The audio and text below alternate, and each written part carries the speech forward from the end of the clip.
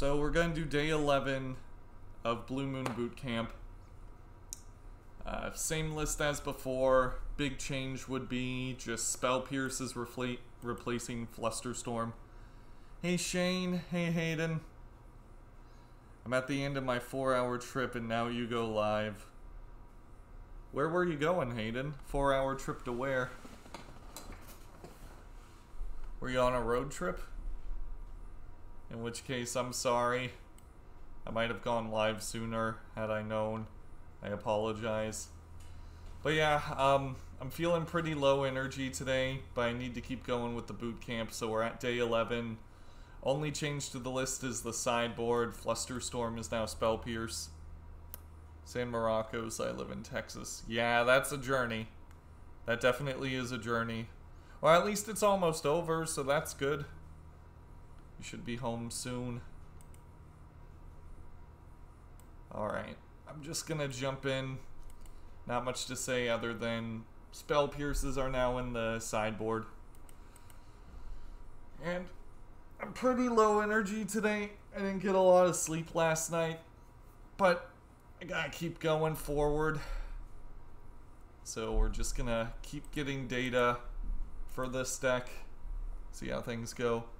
I'm very sad I bought the pieces for Through the Breach right before quarantine, going through withdrawal. Oh no.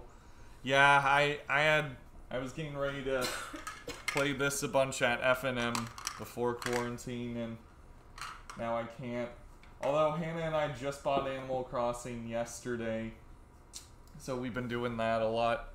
You guys might hear Animal Crossing sounds in the background. You feeling okay besides energy? Emotionally, I feel pretty alright. I'd say I'm about medium emotionally. I'm just quite tired.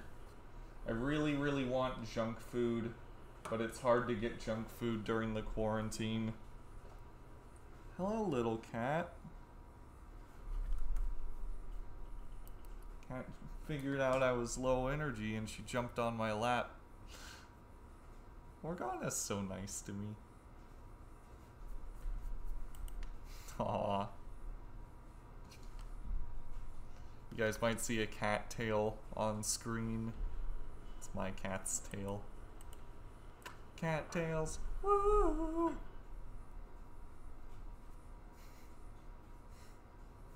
Wargaloo.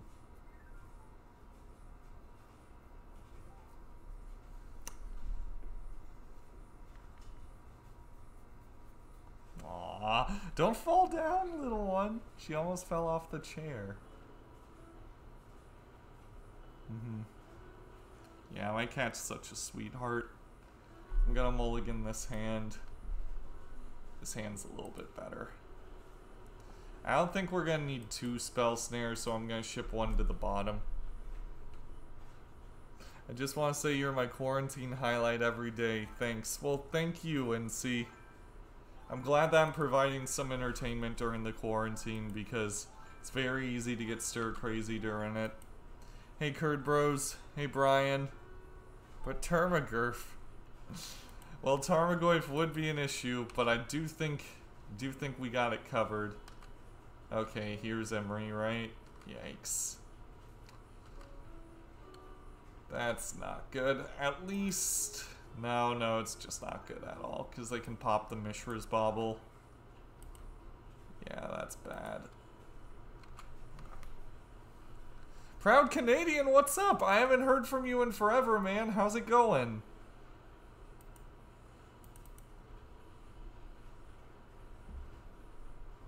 Everybody say hi to Proud Canadian. He's one of the original supporters of the channel.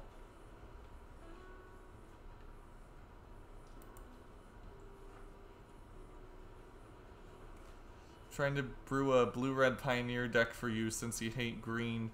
Well, if you can build a blue-red deck that plays somewhat similar to this in Pioneer, I will be amazed. We're missing a lot of tools to make the Blue Moon style deck work in that format. Glad to see you're still at it. I did take like a 6-month break, but yeah, we're back at it, playing some Magic, trying to keep ourselves afloat. What have you been up to, though, man?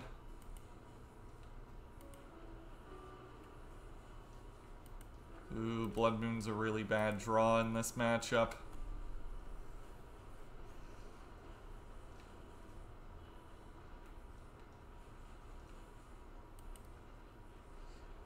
Do you ever get Wild Hair and try Delver? It's a very divisive card in Modern. I like Delver. Every now and then I'll play one of Aspiring Spike's lists for fun. Although, I hate getting my creatures Fatal pushed. So I tend to shy away from it.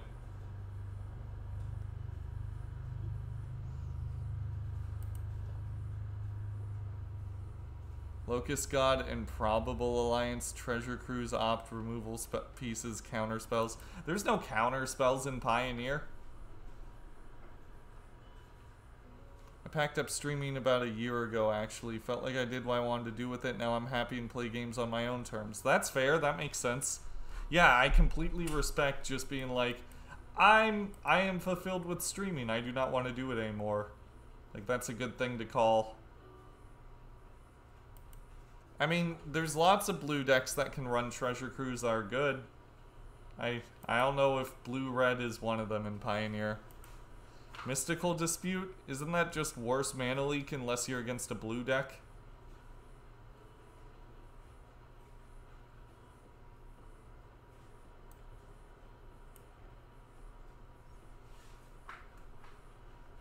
Yeah, we're getting kind of wrecked here.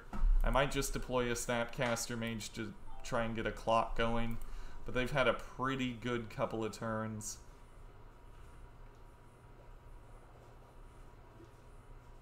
Gotta find a way to get cards in the graveyard for this sinkhole.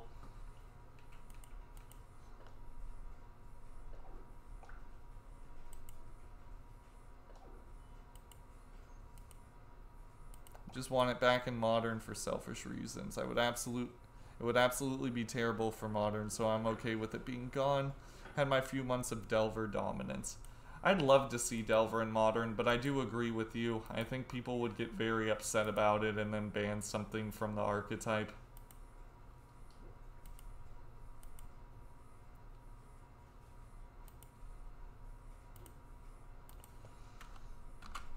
Really running kind of lukewarm here. We could get 2 of these nerds down, but I get the feeling things are about to start happening for our opponent. It's okay, Hayden. You make me proud just by being here. You don't need to do anything for Pioneer for me if you don't want to. You already make me proud, dude. Galvanic Blast. Well, that does put a card in the graveyard, so I guess that's good.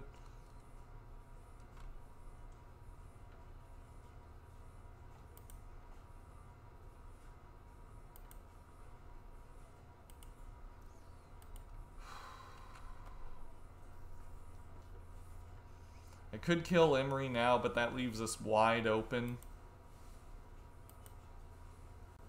I'd love to play Locust God in a competitive format.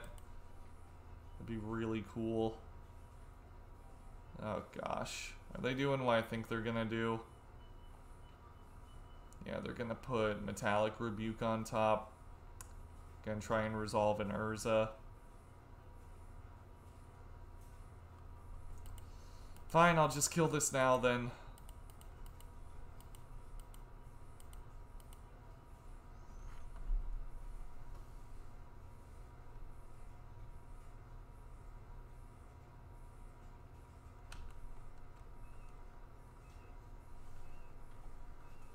Did you get a yoga ball, Hannah? I just found it in my pocket. You just found a yoga ball in your pocket? Yeah. That's awesome. So it's gonna be on the other side of my desk, so I can do fortune telling.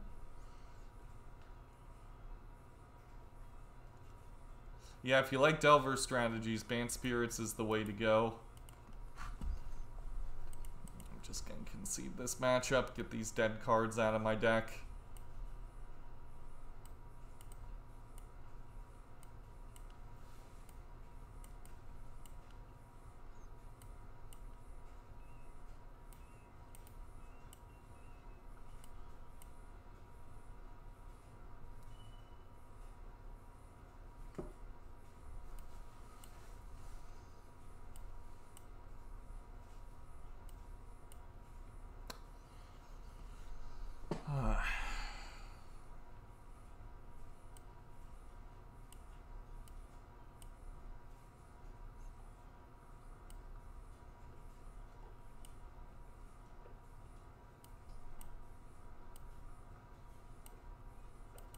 think Remand's not super good in this matchup. I'd rather just have some hard counters.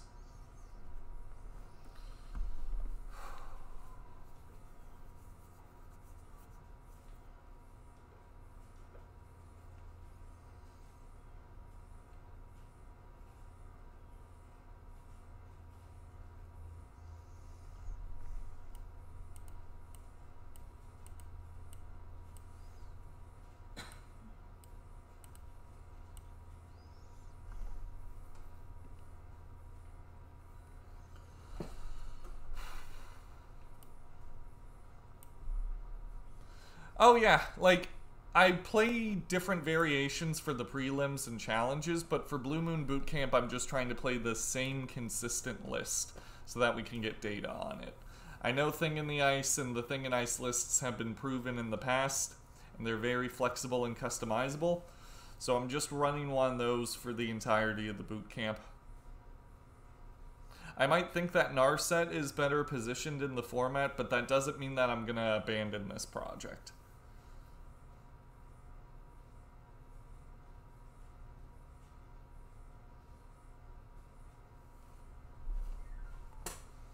Did you put the bear over there? Yeah. I love the way your house is coming together. Yeah, I'm gonna make this in the corner though.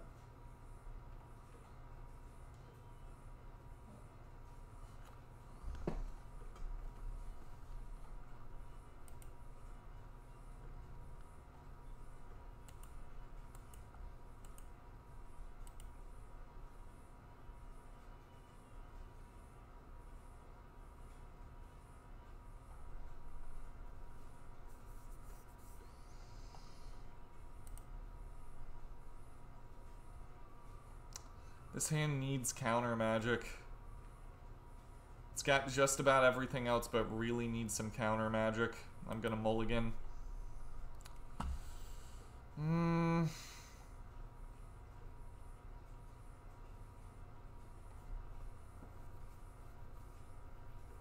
You're picking up Animal Crossing tomorrow? Nice. It's a good choice. Me and Hannah have been having an absolute ball with it.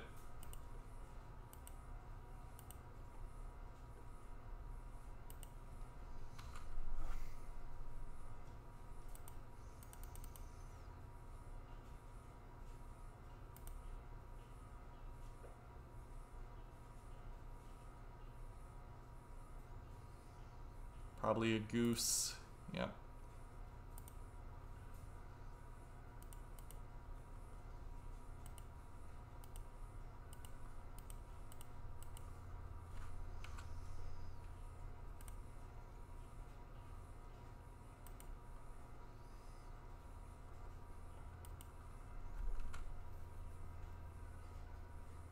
I didn't think I'd enjoy it as much as I do. I have a really soft spot for Modern, currently playing Modern.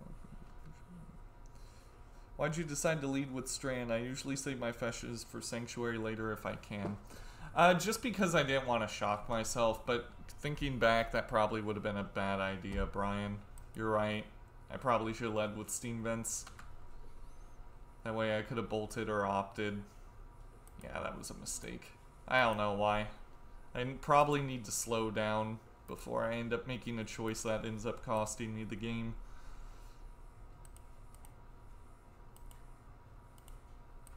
Might as well just dump these cards in our graveyard for Sinkhole.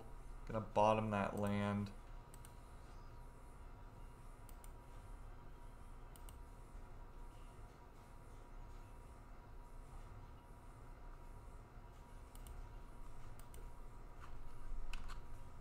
Yeah. It's the first game of the day, but I gotta tighten up.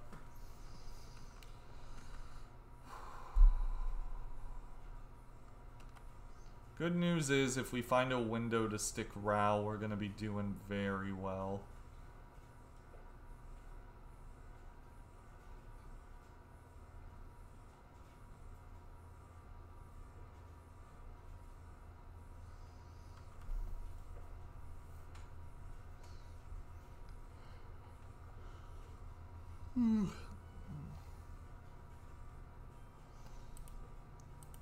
Yeah, snapped opt-in step seems good.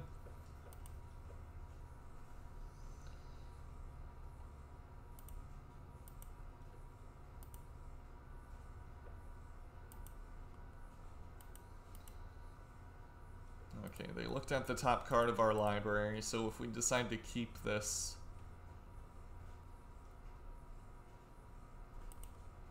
then they'll know about it.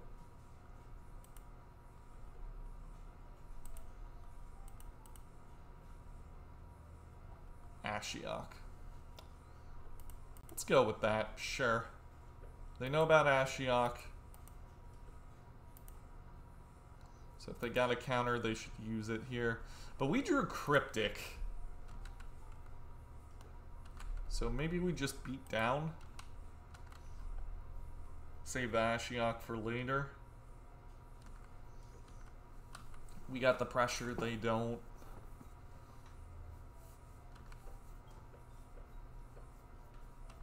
Yeah, I think Urza's coming down the line. And we might be able to beat an Urza if we resolve Ral, but it's a big if.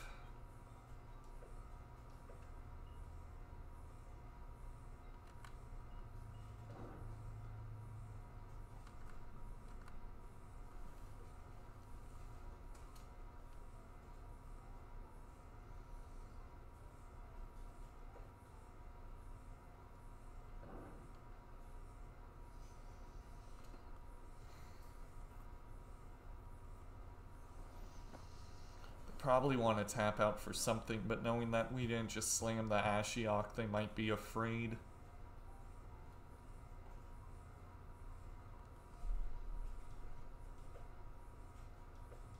Let's counter that. Or attempt to. If they go to Mystic Dispute here, then we can Ashiok plus Bolt. Let's put them in a tough spot. Yep, okay, here's Mystic Dispute. It might be Veil of Summer.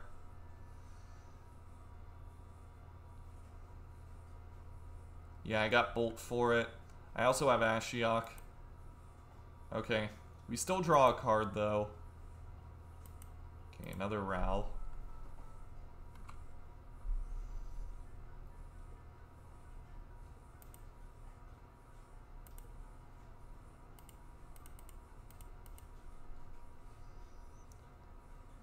So we'll Lightning Bolt Tireless Tracker, down tick Ashiok.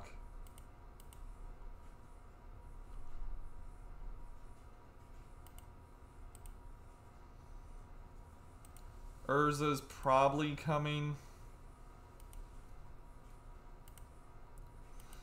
But as long as we hit land, I'm pretty sure we can beat him.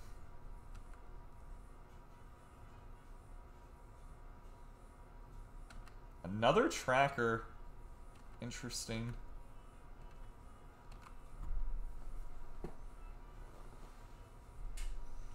So since they played second tracker, I think we bolt regardless of what we draw.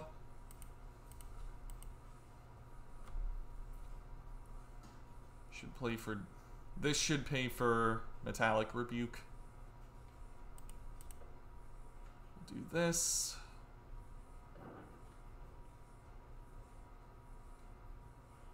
Are they gonna rebuke this? If they do, I'm kind of okay with that.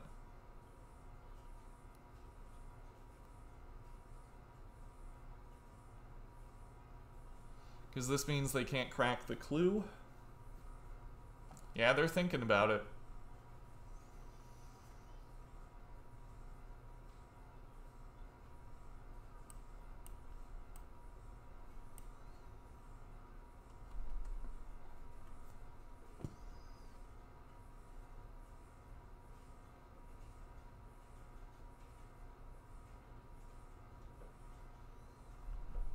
Spell Pierce, Snapcaster Mage.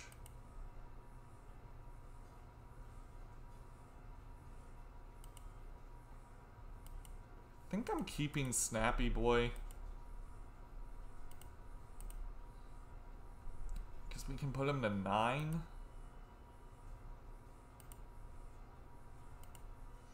They can crack the food token, actually. That might have been a mistake.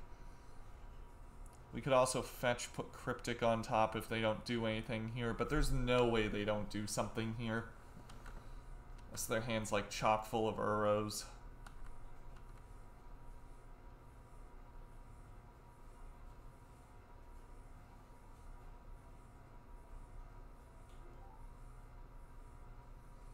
6. Still passing. Okay.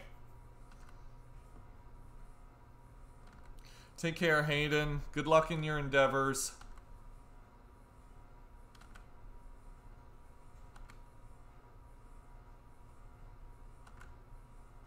I'm not just slamming Ral into a Cryptic Command because I think they just have counter spells in hand.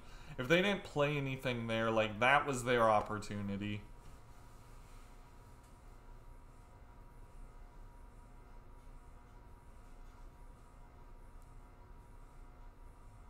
Probably eat the food, right? We've milled over 2 Urzas as well. Maybe they don't even have Urza. Is this Ice Fang?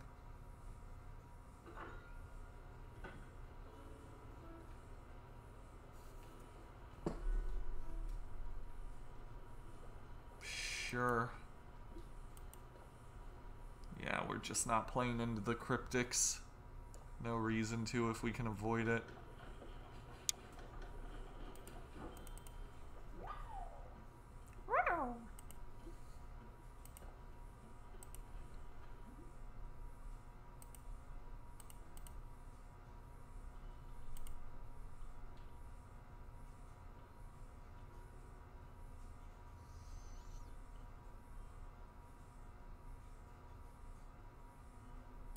I'll take that.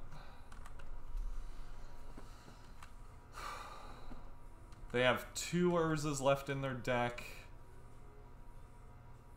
Put Cryptic Command on top. Okay. Well, we can down tick Ashiok. Oh, no, they're just gonna do that. Sure. Mishra's Bauble, okay. So they have Cryptic and 4 unknowns.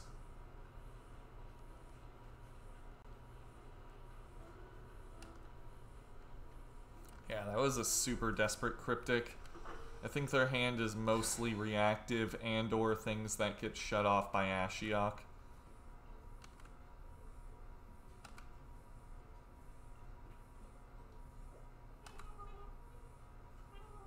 I love those animal sounds, Hannah.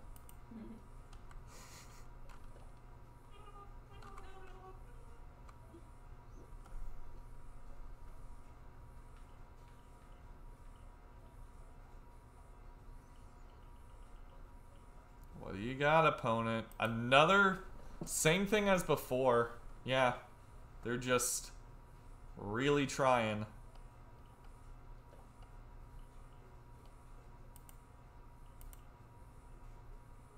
So they have 7 cards in hand. Probably a Veil or a Mystical Dispute. There's another Cryptic.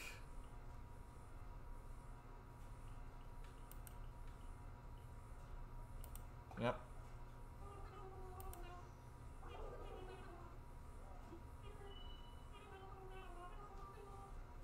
Is this a goose? Sure.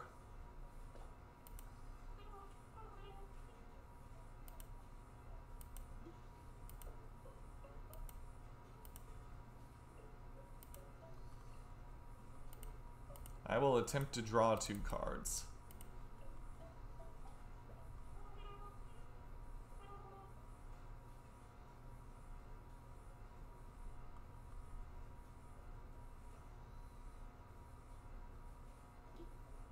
Okay, yep, there's a dispute.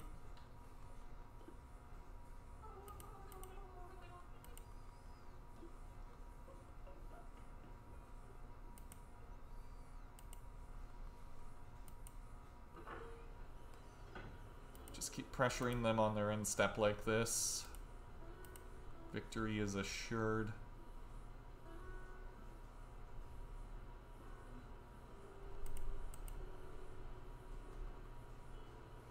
Yeah, it might be time to bring back Rampaging Ferocidon. Love that card. Love me some spicy dino. Let's keep milling them.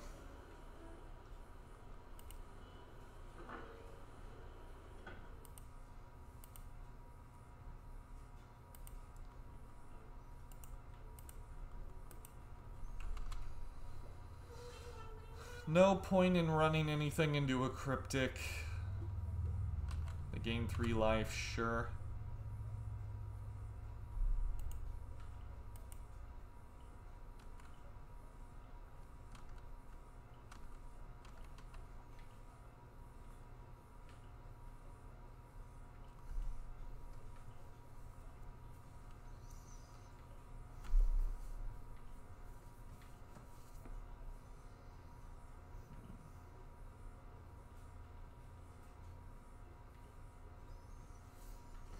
Cryptic does cost 4 mana, opponent, so if you want to do something, you gotta do something. It's gonna cost them 4 mana to gain 3 life every turn. That's eventually gonna wear them out. They can't fetch because of Ashiok.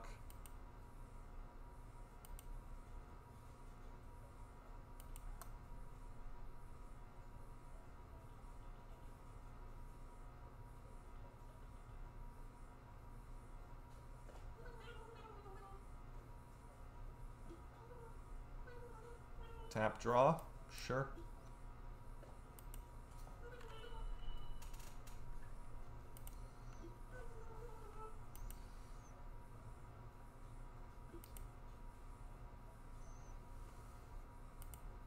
Make a token.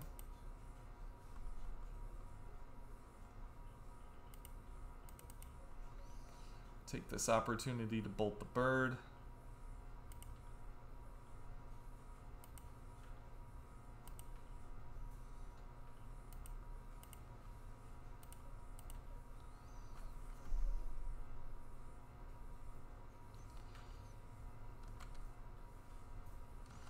Used a Cryptic. They're at 8 life. They really gotta stabilize. Uro's not gonna do it, because we can just mill him. Emery, sure.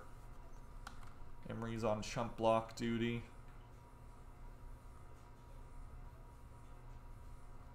16 cards left in their library.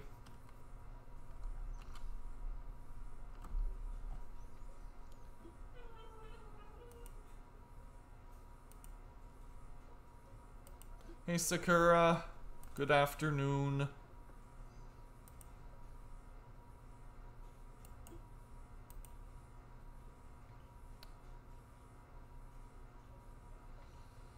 Alright, I think we're shipping in with the crew here. And then down ticking.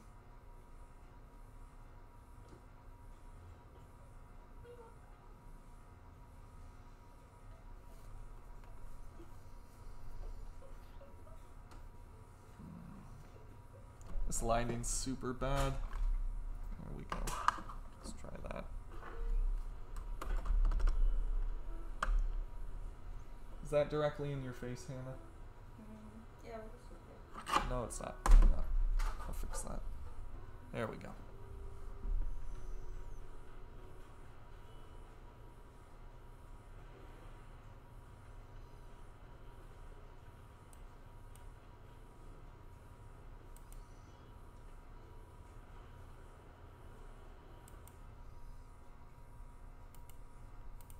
Down tick here. How many Cryptics does that make? Okay, that's 2 Cryptics, so they likely have 1 more in their hand.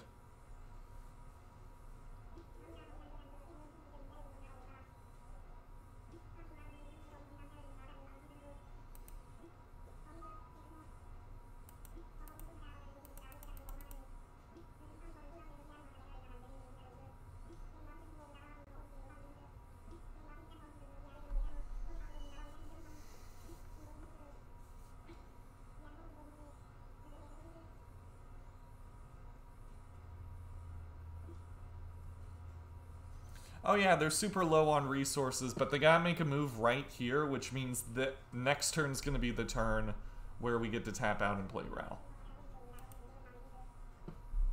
They are desperate, but we have the initiative because we got threats on board and they don't. Oh, they couldn't cast Cryptic there, but they could cast any number of things. Okay, now I'm going for it. They could have cast Veil of Summer, they could have cast Mystic Dispute, but Mystic Dispute wouldn't have done anything. You're right, maybe I should have done that. Don't know why they didn't attack Ashiok here, though.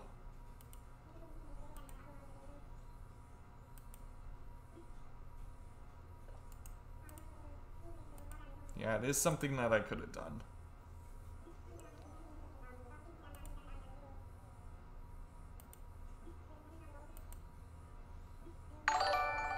Scatten Gamer, that's 8 months. Thank you so much. I really appreciate that. Thank you for the subscription. Hey, Quetzalcoatl. Hello. Sorry I didn't say hi earlier.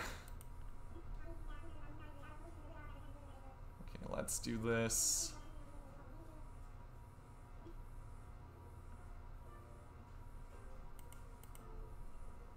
Uptick.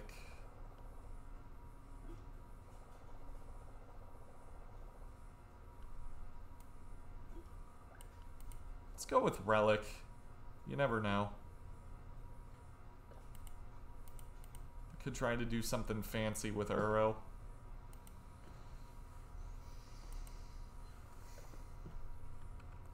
Now with the quarantine, I can finally see your stream again. See, it's not all bad news, right? Okay. They had 9 cards left in their library. They weren't getting there.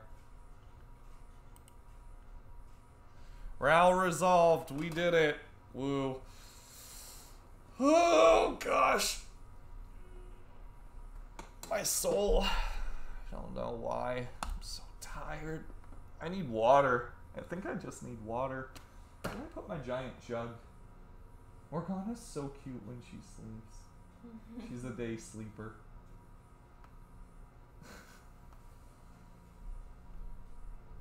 Like, shut up, Dad, I'm trying to sleep.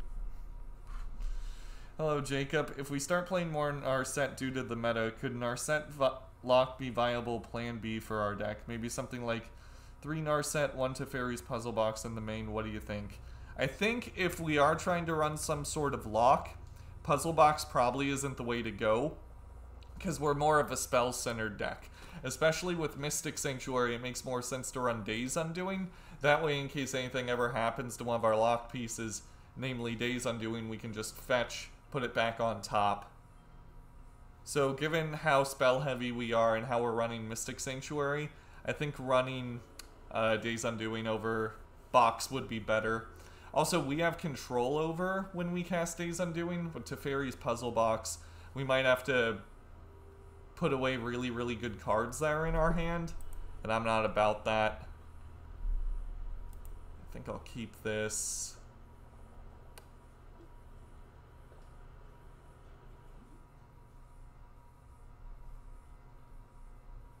Stitch Snapcaster Mage. I think we're going to be on the Thing in the Ice beatdown game plan. So, my school is technically closed, but I have to go into work on Monday for some reason. Unless I'm alerted otherwise. They're expecting all the staff to come to school, even though school is closed. I do not know why. I assume it's because we're going to be doing virtual school, but it just seems idiotic.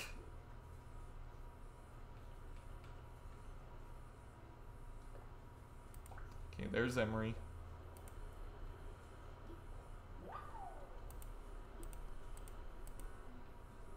That seems not so smart. I agree. Unless I misunderstood the email, though, I'm pretty sure that's what's going down. If anybody comes too close, bolt them away. I love it.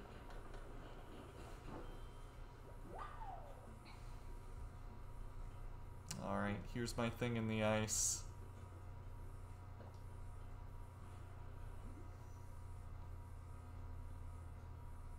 Thanks a lot for the insight, Jacob. Very helpful. Well, thank you. I try to be helpful. I'm glad something I said came in handy.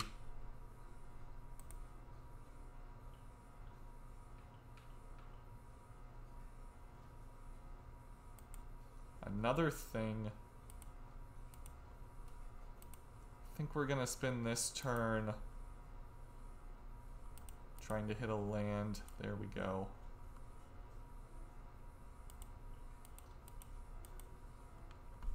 We'll do this little number. We'll pitch Ashiok in case anything gnarly happens. And then we might be able to just flip both these guys and end up winning.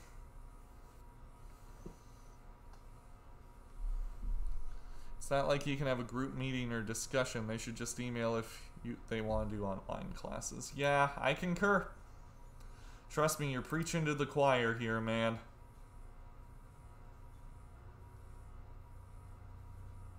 Yeah, I just like the snow deck too. Although, if you still want to play blue-red, Narset's a really, really good option versus the snow deck. Okay, they currently don't have Metalcraft online, so they can't shoot down Thing in the Ice.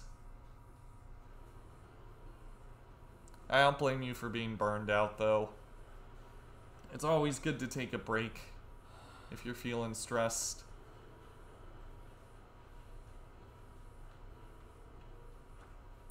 Yeah, Galv Blast is the only thing I'm super worried about. Okay, there's Uro. They need Mystic Dispute for Ashiok, though.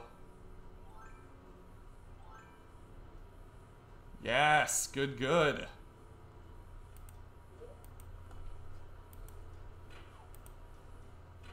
Love it. Now even if they draw a land, if it's a fetch land, they're toast.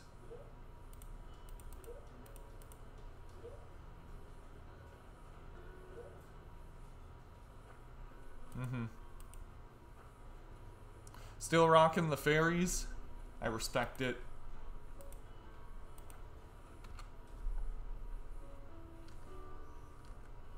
I got a bug bite on my foot.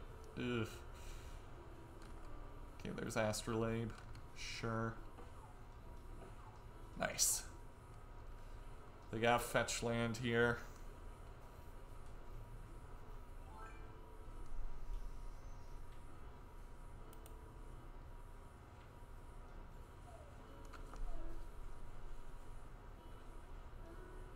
Ashiok's such a good sideboard card.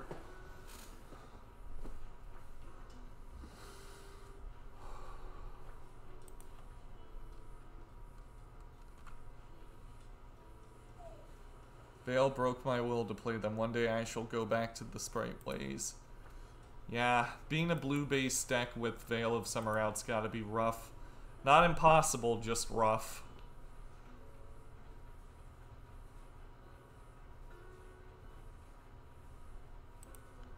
Just gonna keep down ticking.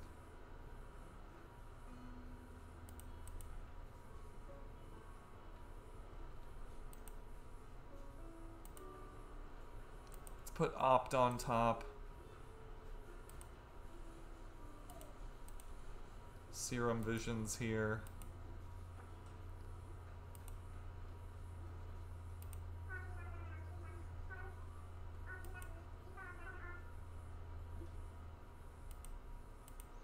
Those guys on top.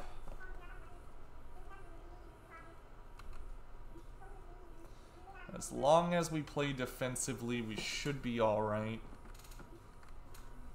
They have 26 cards left in their library, 7 cards in hand.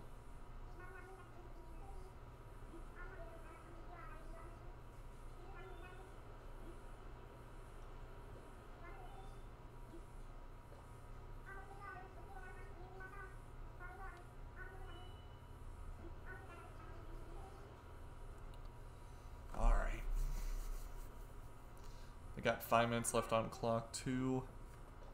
I think we're doing it.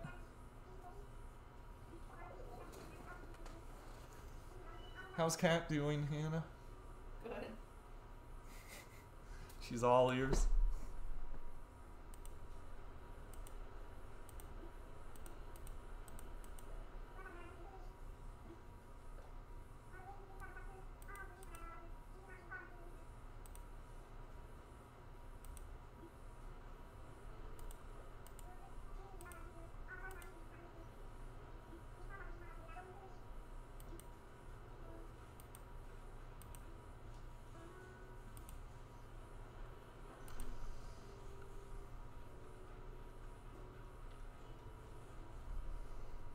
Alright, one of these is flipped.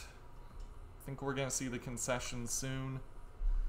It's going so... The league's going well so far, but I'm just extremely tired and I don't know why.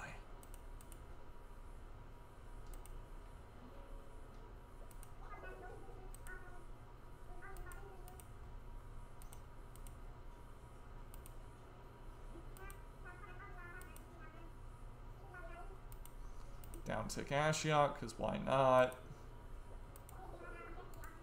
Don't feel like they have a whole lot of pressure.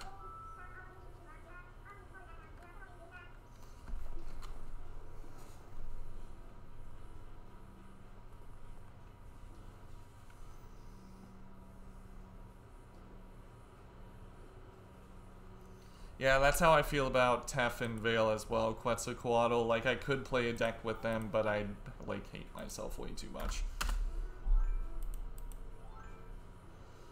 Okay. We won that match.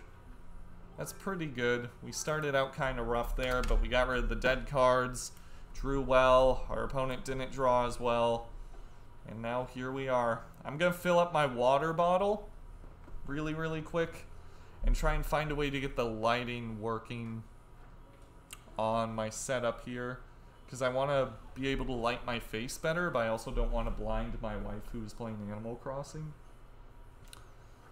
So I'll be right back.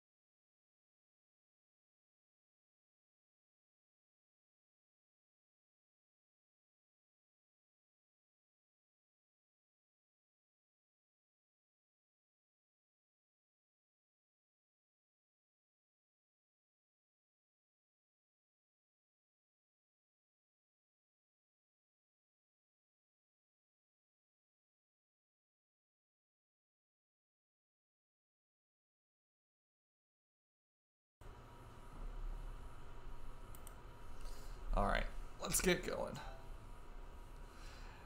This reminds me of Moonface from the Mighty Boosh. That's why I was asked if I like the Mighty Boosh.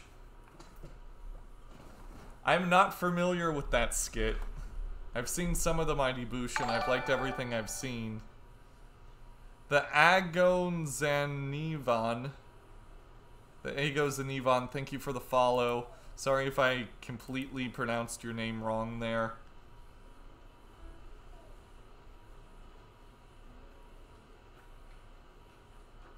Just look up Moonface Mighty Boosh. You'll get it right away. Okay. Yeah, I'd like that too. I don't think they're gonna do it though. I think Twin would be fine here, but maybe it wouldn't.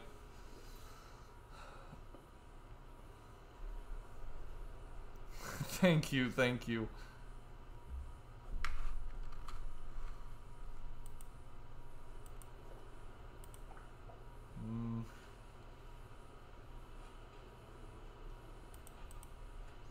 Let's try and find a threat here. Maybe some removal. Hollowed Fountain tells me Stoneforge Mystic. So I'm gonna get Spell Snare.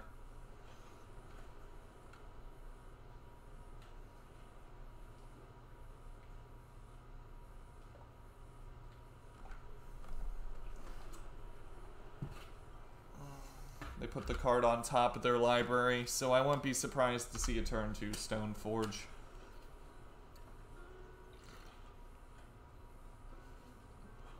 Could be a land, though. Yo, okay, nice.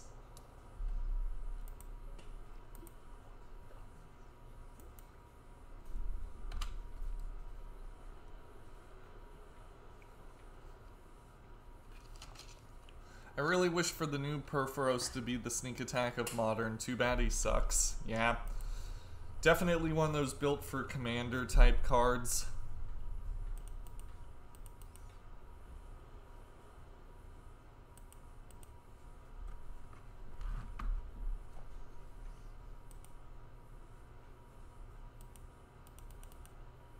At least he's got the cool pose going on.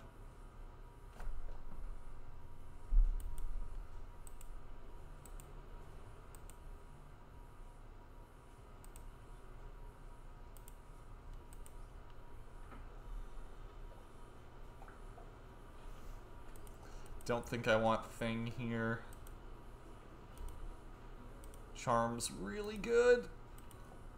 I'm gonna play Scalding Tarn here because I don't want them to be able to pop their Field of Ruin.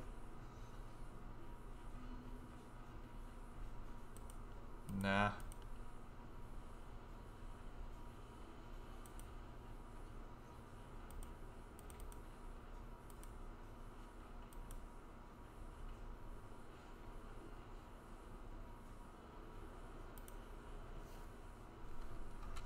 Next I'll be back is going to be your face on the T-posing Perforos, right?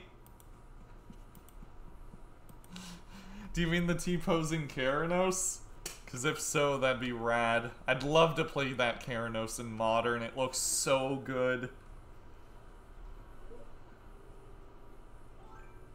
Okay, we get a free opt here. I really miss the cat in the new pictures. Yeah. I should put Morgana in the next one somehow. Or ask Hannah to do it. Okay, I bought him an opt, I draw an opt. Yeah, the T-posing Keranos looks great.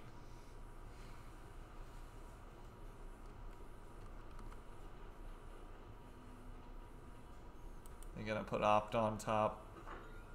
Gonna opt till you drop.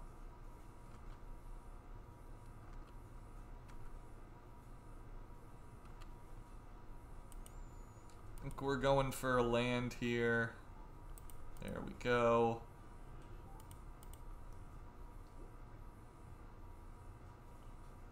I mean, Keranos surely should be fine as a one-of, right? Nah, I think Ral just might be better.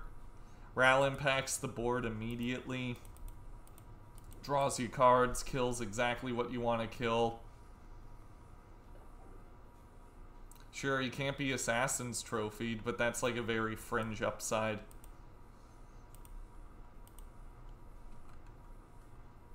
Hannah used to play Magic. She used to play Boggles a whole lot, but once we moved, we had to sell a lot of our stuff, and I was only able to keep my Blue Moon deck. And I had to sell a bunch of my trade stuff, and Hannah offered to sell her Boggles deck to help pay for the move, which was very nice of her.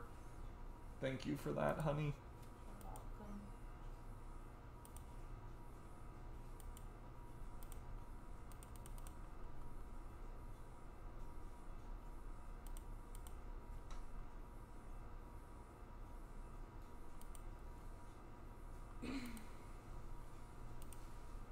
Right now, Hannah's playing Animal Crossing, though. I played it a whole bunch yesterday to sort of like cool down from the prelim and all that stuff. And Hannah actually played it with me because there's a local 2-player mode that's very, very fun. And we played a ton of Animal Crossing together. It was fantastic.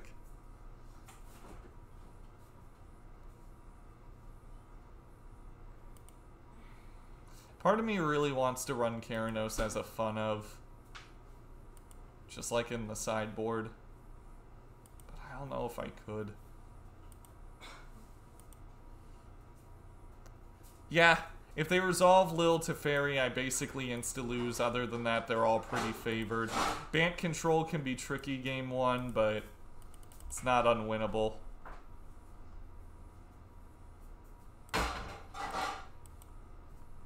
Let's try and get him to tap out here.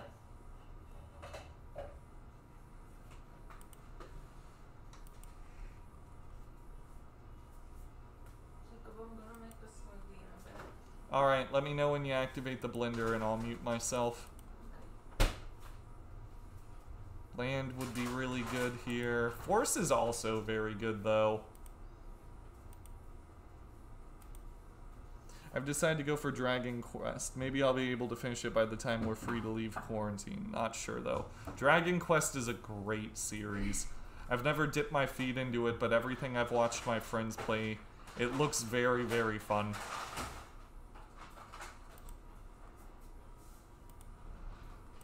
Although, I don't know, if I was gonna get like a big long JRPG, I don't know if I'd want that over Xenoblade. I'm just gonna mute myself.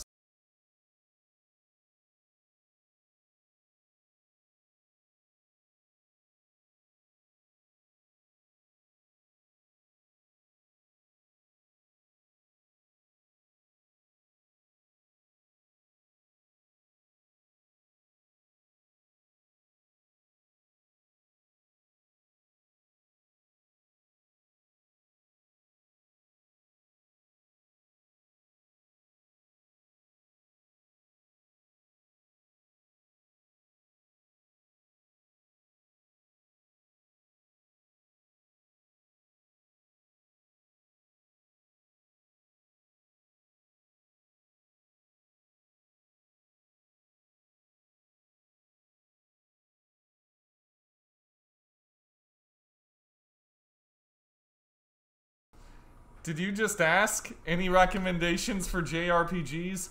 Persona 4 is like my second favorite video game of all time. If you have a newer console, Persona 5 is also pretty good. I love the Persona series. 3 through 5 are fantastic. 2 is also pretty good. Then again, I shouldn't say whether or not 2 is good. I've only played like 5 hours of 2. The first 5 hours of 2 are good. Let's see. There's, of course, Paper Mario. Are they available on PC? If you... No, they're not, unfortunately. Unless you want to, like, use emulators or stuff, which I cannot recommend.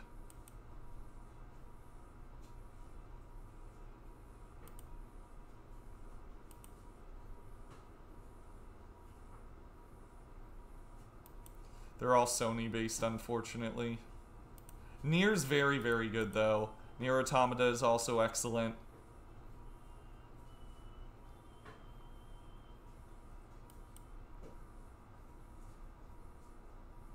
What's your favorite game, then? It's a tie between Silent Hill 2 and Doki Doki Literature Club.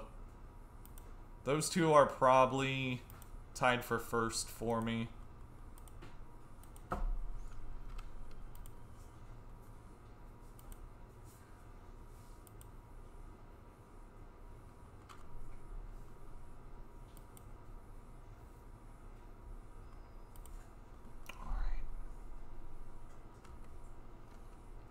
Could just slam Ral here, but I want to wait for them to tap out. Ral's going to be the nail in the coffin.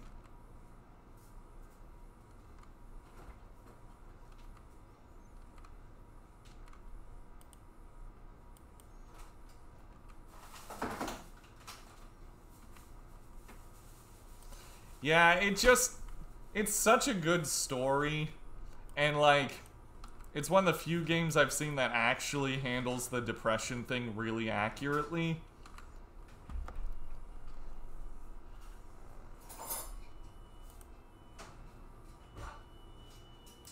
There's a lot of games that try to tackle complex emotions like that and fail horribly, and DDLC is the first game I played that not only handled it realistically, but I actually used it to hype up the horror elements later in the game. I love that game. I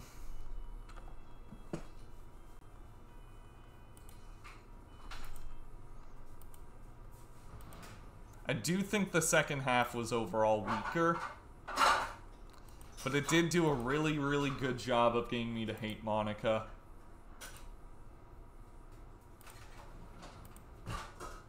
Because Monica was essentially just like doing the thing that most people do when they play a visual novel, where it's like, I'm gonna do whatever I can to end up with this person. Like, literally whatever. And it's easy to look at what she's doing and be like, that's unethical, fuck you, Monica. And then you think, oh, that was me when I played Kadoa Shoujo. Or like any other visual novel ever. Where it's like, I'll do whatever it takes to end up spending time with this person. Oh, that's probably not too good morally, is it? There's a lot of implications for that. I like games that are able to get me to question stuff about myself. Silent Hill 2 also does something very, very similar. I don't want to get too into spoilers for Silent Hill 2 because it really is a game that needs to be experienced. But after playing through it the first time, you gotta ask a lot of questions regarding the ethics of some of the stuff the characters do.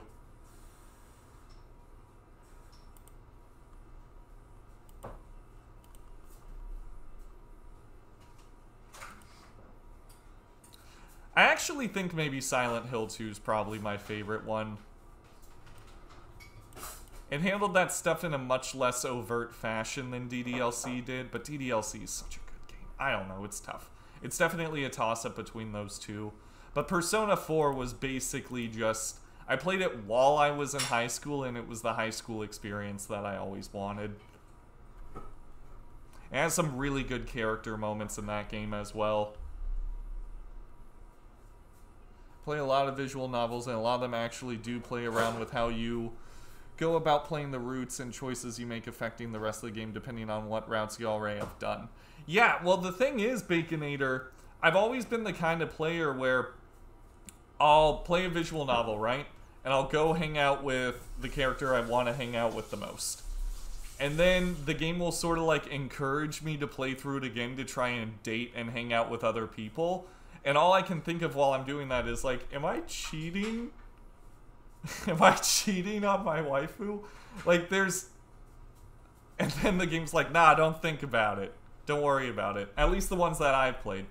But if more games are doing stuff like that and being creative with how you actually go down those routes, depending on the other routes you've done, then I applaud them.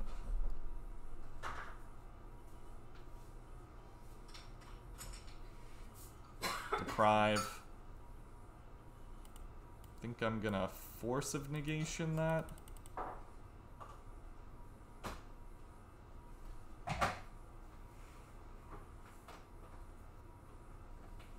Reroll?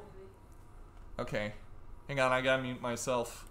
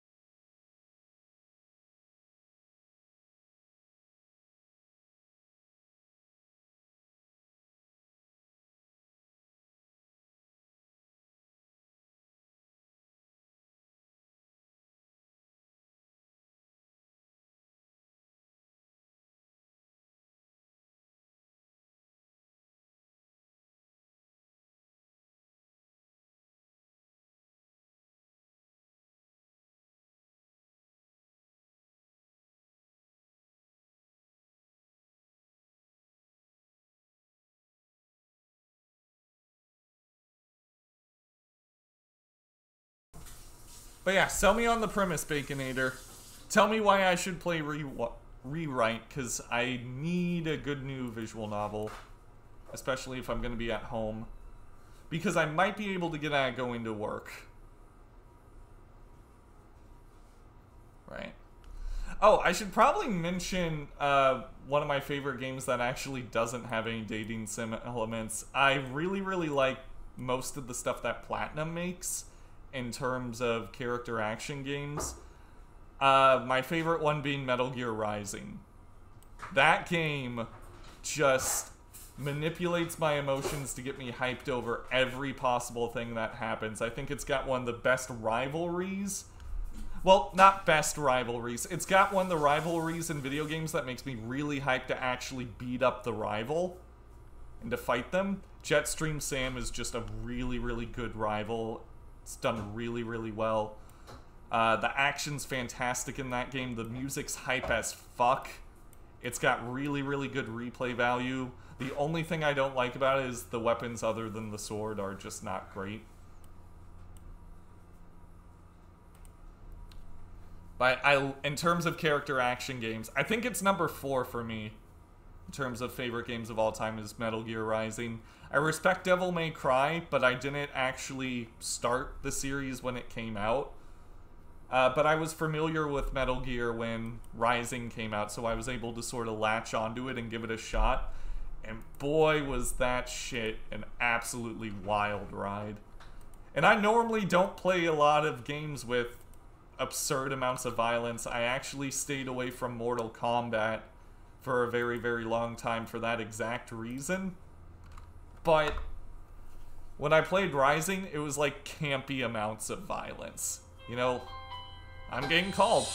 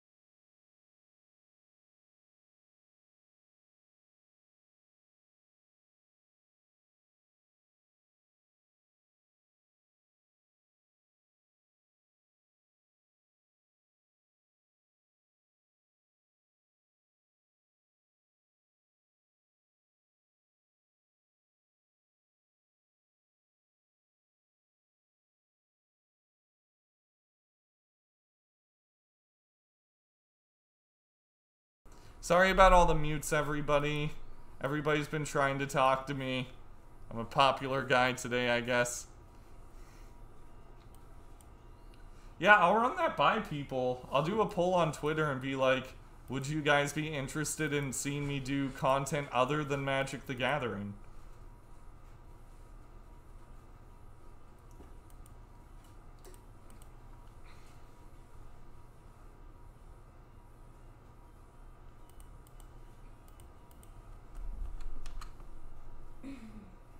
Hopefully that's the call to say not come in on Monday. I would love that.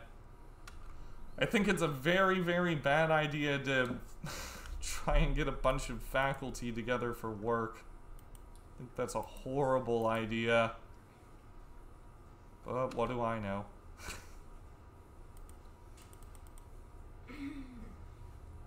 Alright, they're probably slamming Tef here, right? Maybe Jace.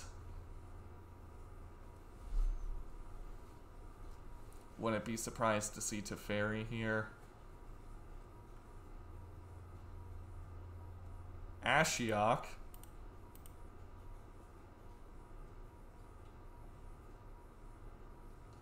Please don't. Okay, cool.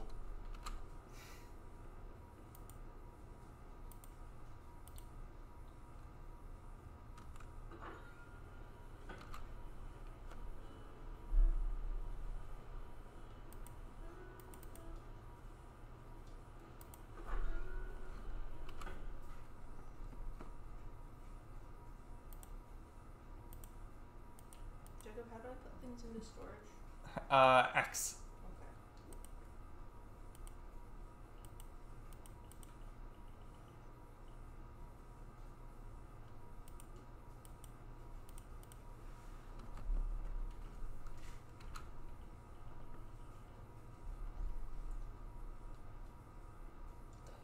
Man, I haven't been focusing on the game at all during any of this, have I? It just occurred to me that I've been talking about visual novels this whole time and video games when I should have been focusing on what my opponent's doing. But because they're playing blue-white, it just hasn't mattered. I honestly think I could just play this matchup, like, reflexively at this point. Watch, now I'm gonna get punted. Now I'm gonna punt for that, right? Is that a punt? Hopefully not. Nope. Still don't have anything.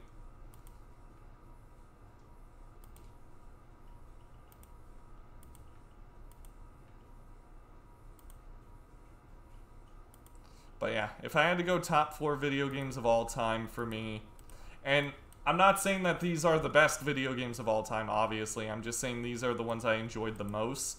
It'd probably go Metal Gear Rising, Persona 4, in descending order.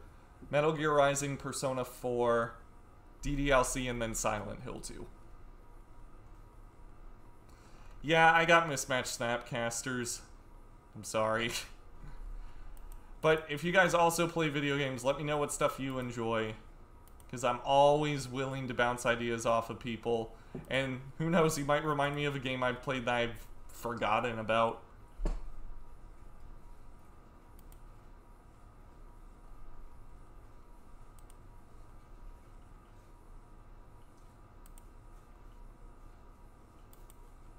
The fact Halo wasn't listed makes me sad. Here's the thing, I acknowledge Halo is a fantastic series, but it's kind of the thing you would have had to play in high school in order to really appreciate, right? I actually played Master Chief Collection with my friends a couple of months ago, and it's really, really fun, but I definitely felt like I missed out on it by not playing it in middle school and high school. Does that make any sense? Like, I can acknowledge its quality, but because my parents didn't let me play M-rated games, when I played Silent Hill and Persona, I had to do it while they were asleep. That's right, I played the entirety of Persona 4 and Silent Hill while my folks were asleep. Because I didn't want them to know that I actually had those games. But with Halo, I couldn't do it as discreetly because I didn't have an Xbox to play it. And when we got an Xbox, it became my brother's.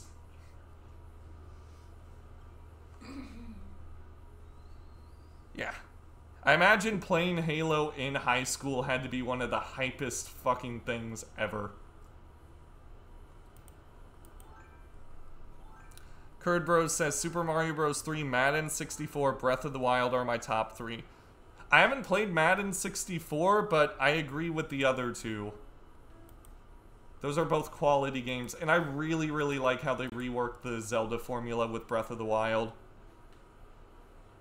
God of War, Outlast. Ooh, Outlast, I like that. Resident Evil 7, of course. Yes, yes. War of the Monsters, PS2 throwback. Available on PS4, Jak and Daxter. Yeah, a lot of Sony-based games. I respect Resident Evil 7 on this a lot. As well as Outlast. I never played God of War for the same reasons I couldn't play Halo. Also, nobody in my family had a how do I put this? Whenever I played Sony games, I had to like borrow a PS2, right? But nobody in my family actually owned a PS2. So gain access to God of War wasn't really that easy. It's also a game that didn't really appeal to me that much because of, again, the hyper amounts of violence. Like, I gave Rising a shot when I was already, like, in my 20s. But when I was a, when I was a teenager, I swore off that stuff for the most part. Yeah, I didn't play Final Fantasy. I always knew about it, but I never actually played it. My friend Corey played a bunch of the Final Fantasies, though. But he was more into, like, the Kojima stuff, Zone of the Enders, Metal Gear Solid, things like that. He was a really big Devil May Cry fan. I think he still is a big Devil May Cry fan. I don't know what I'm saying. PS4 God of War is insane. Might be one of the best games I've ever played. Oh, you're talking the PS4 God of War. The one where Kratos has, like, settled down, moved to a different country. And he's like, I guess I'll kill the Norse gods now. Do I let this resolve? I'm not gonna let this resolve.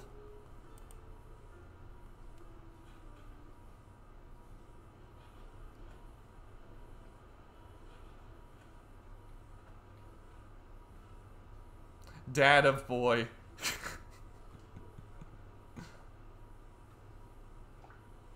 PS2 God of War games were excellent too. Yeah. I assume they were very, very good. When I wasn't trying to play the games I shouldn't have been playing at night, I was mostly a Nintendo fanboy.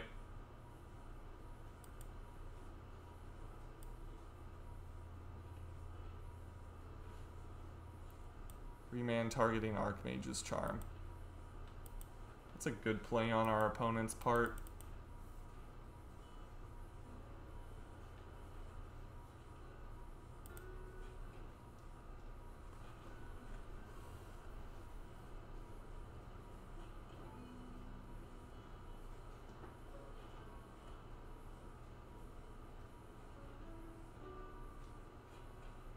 My top three are Descending, Path of Exile, and Skyman Nier Automata.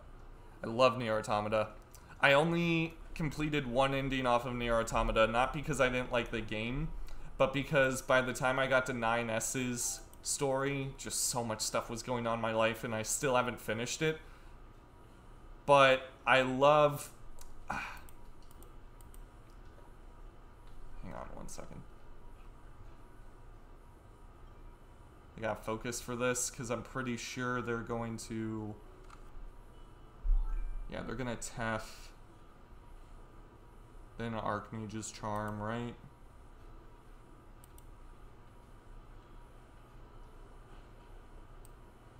One second, everybody. I really like Drakengard 3, though. And that's what led me to playing Nier.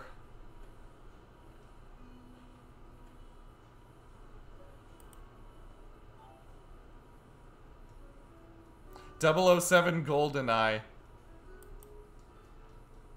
I mean, that was the original multiplayer game. I got mad respect for GoldenEye. It was the grandfather of FPSs. I like that game so much. And we didn't own that game. My neighbor Jason did. But I love that game so much. It was so fun playing multiplayer with him. I love that game so much that when they did the remaster for the Wii, I actually ended up buying it. My top 4 in descending order, not including Moto, are probably PS4 God of War, Overwatch, Rainbow Six Siege, and Zelda Breath of the Wild. Siege is such a good game. I'm not good enough to play Siege competitively, but I really wanted to. I really want to. Like, I never thought I could get emotionally attached to operators in an FPS game. But Legion's my boy. Legion is my absolute boy.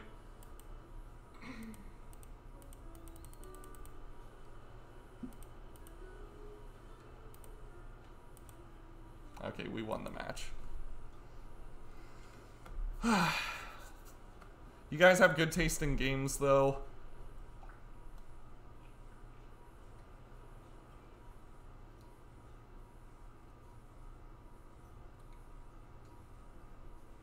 World of Warcraft will always have a place in my heart.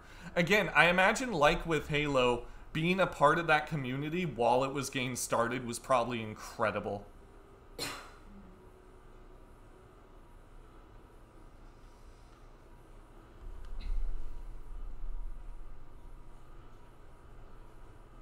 Hannah. I love video games. Really? Do you like video games? I like this one. What's your favorite video game? This one. Is it actually this one? You like this better than Tetris? I like this one and Tetris. Well, which one do you like better? It's important for science. I think, I don't know, maybe Tetris. I mean, you have 100 hours logged on Tetris 99. I don't know. I haven't played this one long enough though. I had a buddy that was absolutely obsessed with World of Warcraft. Well, that game had like its own economy. It had a really, really tight-knit community. I don't know how it's doing now, but it was probably just like such a great time sink. I have heard horror stories about people getting too into it, but I mean, it's probably the same case with Magic. You can definitely take games too far.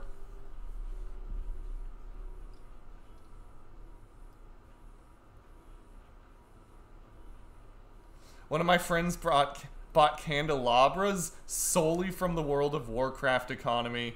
That's fucking nuts and awesome. Good for that. Good for her. Good for her. That's awesome.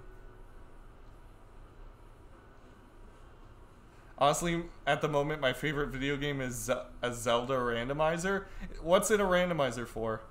What Zelda game is it a randomizer for? Because I played a Wind Waker randomizer once and it was just chaos incarnate. Oh! How could I forget? Okay, so I got my 5th favorite video game. It's Pikmin 2. I think I like Metal Gear Rising a little bit more, but Pikmin was just so relaxing, and it was so great exploring all those environments. Yeah, Pikmin's great. The original Pikmin's good, don't get me wrong, but there's just something about the second one. I think it's the dungeons. I actually really, really like the dungeon aspect of Pikmin 2. I like the items that you could find. Like, ship parts were cool and whatever, but being it like, okay, I gotta take my squad of Pikmin to go get that battery. Go get that packet of ramen noodles that's being guarded by like 30 Bulborbs. That shit was hype.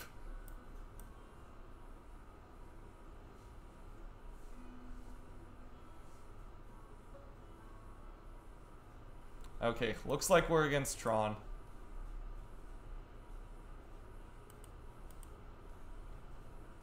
All the chest items and heart locations are randomized, so you have to play through the game like a giant puzzle. Oh, that sounds fun.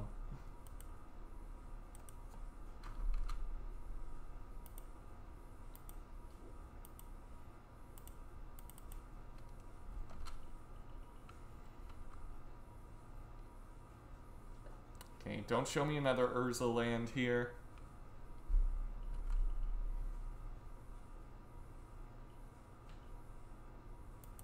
Yeah, I'm desperately waiting for Pikmin 4. And I hope instead of collecting fruit, I can collect knickknacks again. I cannot emphasize how much fun it was collecting all those knickknacks. Also, Blood Moon's a pretty good draw. My little bro loves Pikmin 2. He texted me to let me know he bought a new game people are into called Animal Crossing. I don't play games much anymore except Zelda Breath of the Wild, but he says it's blowing up. Yeah, Animal Crossing is fire. That's actually what Hannah's playing right now. And Hannah does not play video games. Like, I cannot emphasize that enough. She, with the exception of Tetris, she does not play video games, but she's been hooked on Animal Crossing. Is that accurate for me to say? Yeah. Well, you used to play The Sims a lot, right? Yeah. There you go. Is this better than The Sims? Yeah. I knew it. I don't know. I think there's more. She's got good taste in what she plays, at least. Yeah, at least they're good games and not like Candy Crush or whatever. My mom plays Candy Crush and it makes me so sad. I'm like, Mom, just play a better puzzle game. Play Tetris, play Portal, play literally anything else other than Facebook puzzle games. Please, I'm begging you.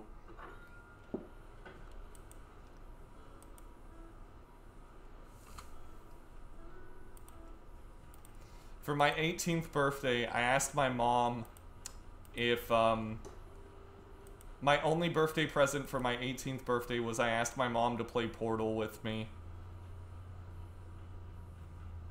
Because I was convinced that she would love the game, and she just couldn't get the controls down because she never played video games before. But I don't regret my choice. I had a lot of fun that day.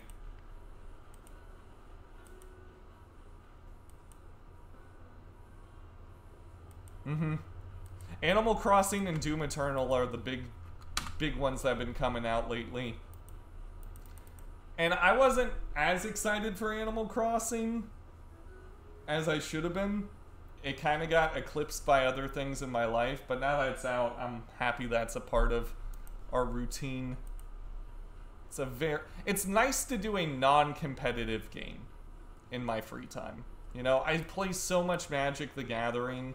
That's nice to have an activity I can go to sort of de-stress and mellow out. And Animal Crossing's just like a chore simulator, right? It's not very intensive, not very stressful.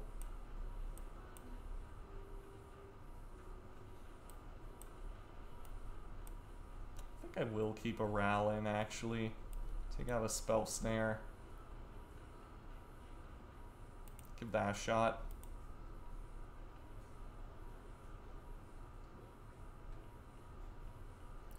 Oh, Snaptop was definitely the a line that we could have done. It's just I felt like Bolt Snap Bolting put our opponent to 14, which means they're dead in 2 swings. And there's not a lot I felt like they could have drawn to get out of that.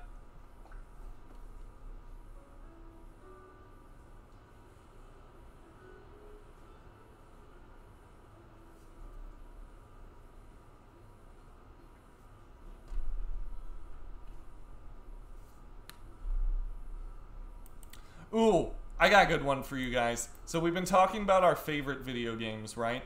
How about the one that you were the most disappointed by? Not necessarily a bad game, but one game that you were very, very excited for that just turned out to be a massive disappointment. I actually don't know the answer for that myself. I need to think about it. But just a game that you were really excited to play or mildly interested in, and just, it came out, and maybe it wasn't bad, but it was disappointing. Secret of Mana Switch Remake. Table. Is Table a game? Fable! Oh, Fable 3, yeah! I heard Fable 3 just didn't do well. Utterly loved the original SNES as a kid. New one is just nothing. Right. I never played Secret of Mana. I have heard of it. My friend Jeremy was really, really into that game, and also Sweetakin, I think it's called. It was one of those old, I think, PlayStation 1 RPGs. But those were as big too. It was Secret of Mana and Sweetakin, I think. I might be pronouncing it wrong. Did you take all the orange trees? Did I take all the orange trees? Yeah. No, I planted an orange grove behind our house. I know, but are there any, like, oranges in the entire... I sold most of them to Tom. I'm sorry. Do you want me to give you some bells? You could always time travel. No. Okay. I'll just get some oranges. I think I do have my answer, actually. The Silent Hill collection was one of the most disappointing experiences I've ever had in my life. I was really excited to play through Silent Hill 3 again. Like, I had already played through 2 so much, but I played through Silent Hill 3 once, and that was basically it. I'm like, oh, I'll see how they did with the remaster, and it was just a freaking train wreck. They got Yuri Lowenthal to voice my favorite character, but it just wasn't enough. Dauntless. I really love Monster Hunter World. It looked very similar. Just ended up being the same thing over and over again. It was way too grindy for my tastes. That sucks. Monster Hunter style games where you just sort of like gather loot, and that's the loop. My friends all like to play them, and I gave it a shot with Monster Hunter World, and I just couldn't do it. It felt like it was one of those games that just wasn't suited for me. For me, it's Mass Effect after 2. I thought you were going to say Mass Effect 2. I'm like, that's probably the best one, right? But yeah, Mass Effect 3 just ended terribly from what I heard. Like, it just really drove home the point that your choices didn't matter. I was pretty excited for Dauntless 2. Couldn't get into it, yeah. How do you get into storage? How do you get into storage? X, when you're in your home. Oh no, that's not it. It's right on the D-pad, I believe. Yeah, I think it's right on the D-pad. I'm trying to think of something I was more disappointed than the Silent Hill collection.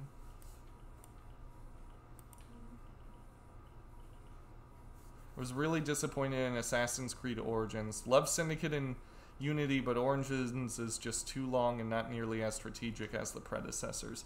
I never played Assassin's Creed. Was there a strategy element to it? Was there like a strategy to combat? That probably sounds like a really stupid and condescending question on my part, but I know basically nothing about the series other than the time Corey cosplayed as Ezio.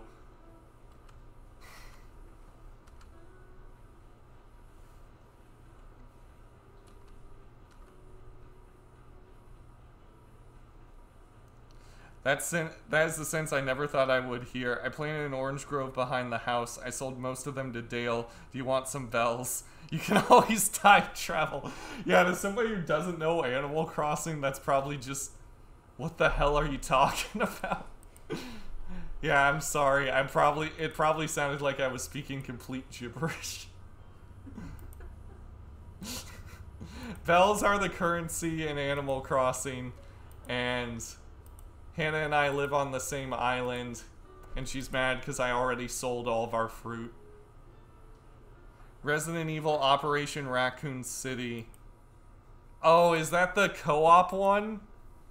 Is that the co-op one where you play as Umbrella? Or am I thinking of a different one? When did you put Thing back in? I'm testing Thing for the Blue Moon Boot Camp. For... What's it called? For prelims and challenges, I just play whatever I think is positioned best. But for the boot camp, I'm basically just running the same list.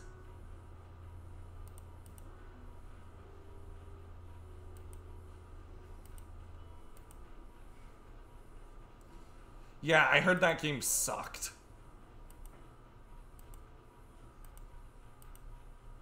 Like, it just wasn't good. Like, didn't have any redeeming qualities whatsoever. Like, not even like Code Veronica, where it's like some people can see the appeal in it. I heard Operation Raccoon City was just garbage.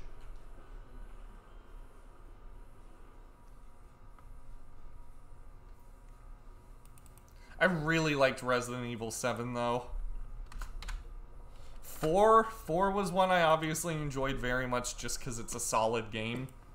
But I think 7 might actually be my favorite. Just because 4 was more of an action game, and it's kind of when Resident Evil just started being more about action, and I can respect it for what it was, but I never felt scared playing Resident Evil 4. There were some parts in 7 that made me just feel really, really unsettled. Yeah, I think I'm doing better now that I'm not focusing on the game as much, as weird as that sounds. If we can get a 5-0 just talking about games, that would be incredible. But for anybody who's played Resident Evil, I know, Canadian, if you're still in chat, you're a pretty big Capcom guy. Like, do you get what I mean by that? Where it's just 4 wasn't scary, but it was a good game. But 7 probably wasn't the scariest. I assume the scariest was like the first Resident Evil the first time anybody was playing it. But 7 just freaked me out a lot.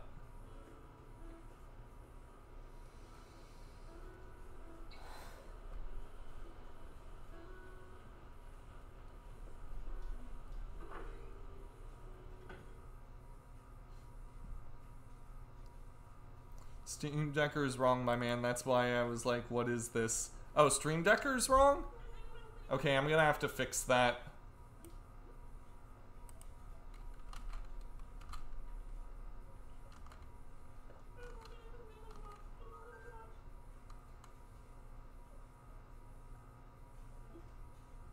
Where does Danganronpa rank? I don't even know if it's in my top 10. I actually don't even know if Danganronpa's in my top 10. It's fun, though. But I, like, know in the back of my head those games aren't good. They're just very good at making me feel. Oh, Outlast is terrifying. But Outlast relies more on, like, jump scares. You know what I mean? Like, Outlast is super spooky, don't get me wrong, but it's a different kind of fear than the fear you get playing Resident Evil 7.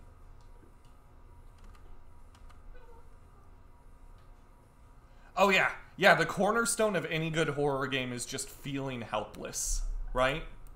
And I'd argue Outlast is one of the games that's best at just making you feel like there's nothing I can do but hide.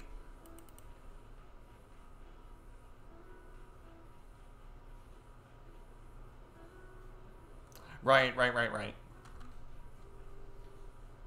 Do I Blood Moon here? I kind of want to just prevent them from casting their stuff.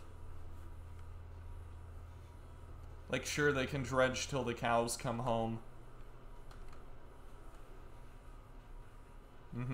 I didn't play Outlast 2. I played about halfway through Outlast 1 and I couldn't get through it. And I know I'm probably going to get a lot of flack for that, but I just couldn't do it. I got it for free on Xbox. I'm like, I'll try this. This looks spooky. And I just couldn't do it.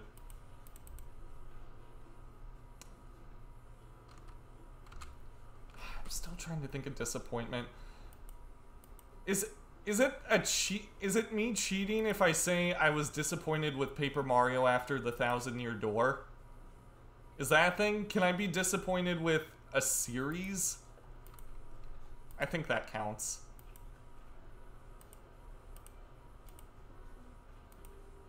Okay, let's just get this thing flipped as quickly as possible.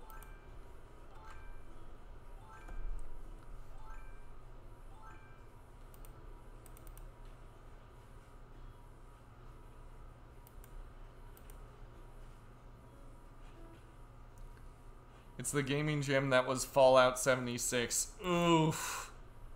Oh no. Okay, like, I saw a video detailing every single thing that went wrong with Fallout 76, and all I can say is I am so sorry. If you were excited for that game and had to go through all of that nonsense, I am so sorry.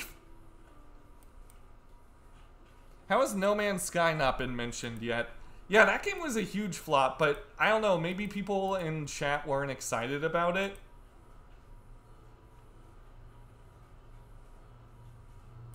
Maybe it's just one of those things people weren't hyped for. I know other people were really, really hyped for it, but maybe just nobody here. Okay, bottom that, keep that. I think we're going on the RAL plan.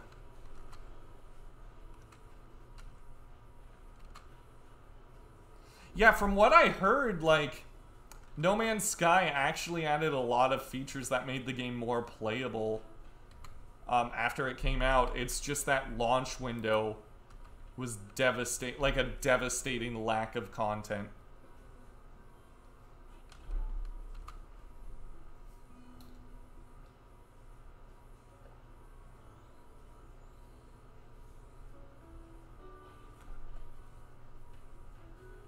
I tend to forget since Sony forced the release well before it was ready and the studio had been still doing the work they wanted to do on it. Oh, okay.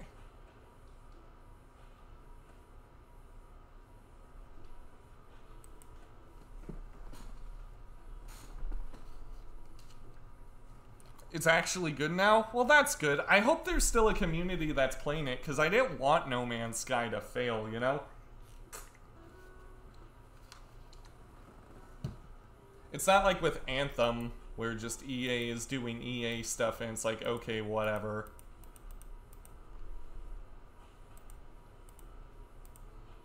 Like, it seemed like a cool idea. I wanted it to succeed. Then again, I was never really interested in buying it, because, again, those kind of games just aren't really for me. I liked Minecraft a little bit, but this felt different. Stream's going okay, Dark. It's going pretty well. We've been mostly just talking about video games, because for some reason I can't focus on the games at hand. I guess I'm in just one of those sort of moods.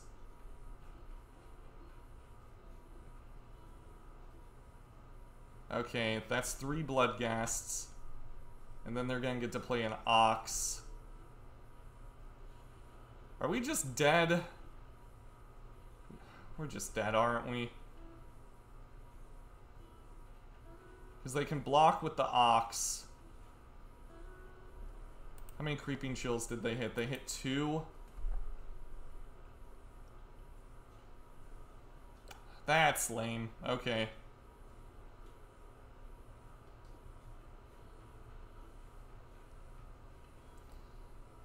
Yeah, we could tap the team. No, we can't. We're just dead. We're just dead. Pretty sure we're just dead. They dredge Stinkweed Imp a bunch.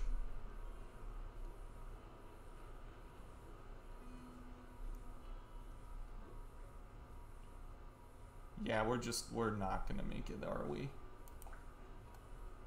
Creeping Chill hit the graveyard, but oh, they discarded Creeping Chill. Okay. Yeah, that was a mighty dredge from our opponent. Can flags also a thing? Yikes. Okay. Psychonauts? Yeah, I love Tim Schafer. The dude's my hero.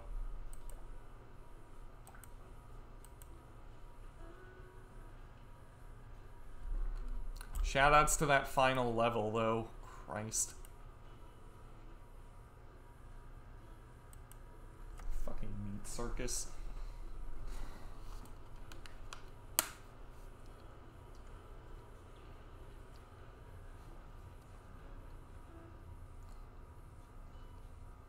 I just picked up Devil May Cry 5 and God of War to play during isolation.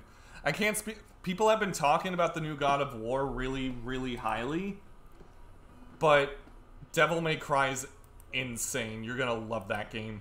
It's so good. We're dead. We are dead. We are dead. 'Cause we played Blood Moon. We're dead.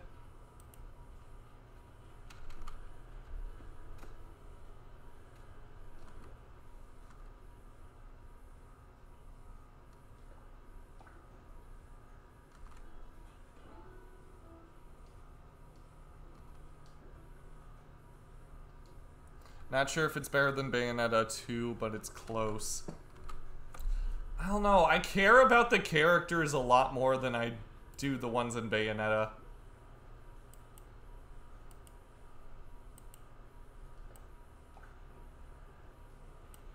Die here.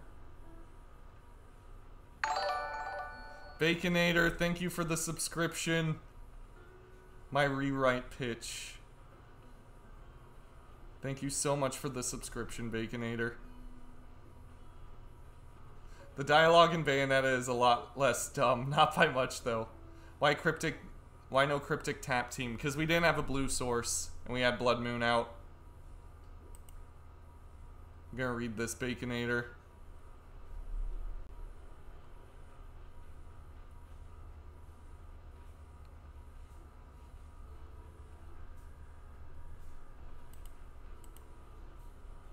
Okay, let's put these in. Spell Pierce seems good. Relic seems good. Get rid of Ral. Get rid of Sinkhole. Get rid of Blood Moon, probably. Take out some bolts.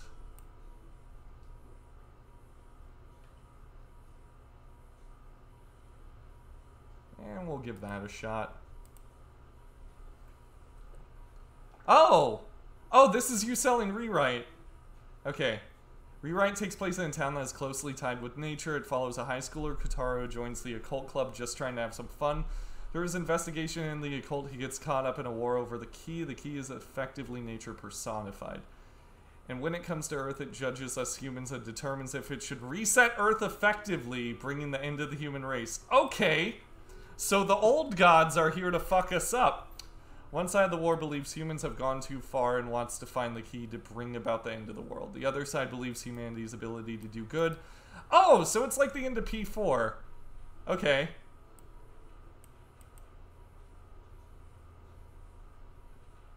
It's made by Key? How have I not heard of this? I love Key, and I love Clanad. Okay, I'm definitely checking it out. I didn't know it was by Key. Yeah, I'm checking out Rewrite. If I can get it on Steam, I'll buy it today. I'm really excited for Psychonauts 2. Is Tim still working on it? I know that they had like the first level done and all that, but I don't know how development was going for him. This hand's good. Neo 2's been really fun, TBH, but it's hard as fuck. I respect people who can play Nioh and Dark Souls and not want to tear their own arm hair out. It's slated for release this year. Nice! Our opponent brought in Leyline of the Void. It's not on Steam yet. Just had a Kickstarter for an official translation this year. Oh, okay. Well, I'm sure I can find a fan translation or something. But no, I love Clanad. I'm actually playing through the visual novel right now on my Switch, and it's one of my favorite animes of all time. Might be my favorite, actually. Yeah, it's probably my favorite. No, Steins Gate's really good, though. But I relate to Clanad a lot more than I do Steins Gate.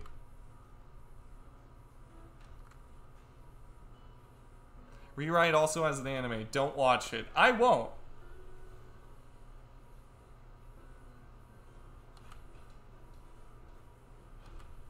Okay, so the Souls games aren't that insanely difficult, because I've heard they're absolutely bone-crushing.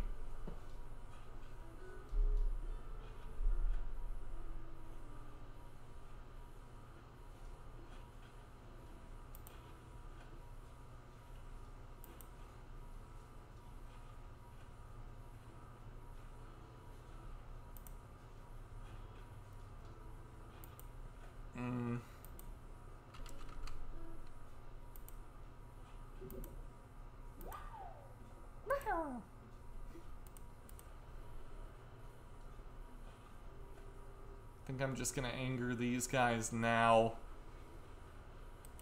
Stinks because this ley line means that we can't actually buy back the anger of the gods.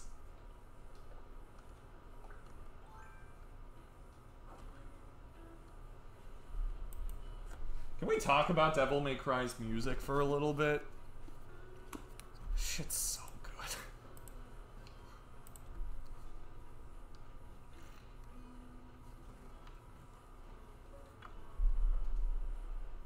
Another cathartic reunion.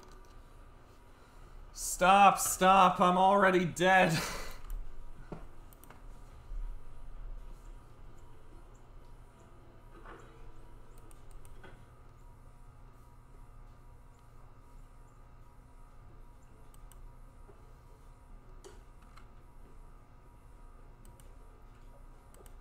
All my friends are telling me that I need to go play Dark Souls. My friend Max actively hates Sekiro, though. But he has not been able to justify why. At least not to me.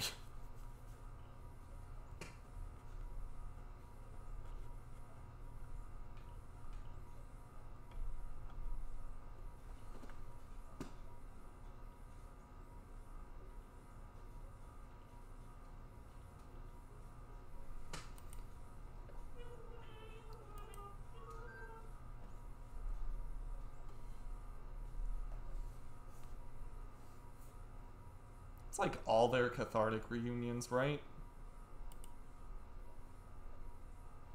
I'm gonna remand this. Thing in the ice, woo!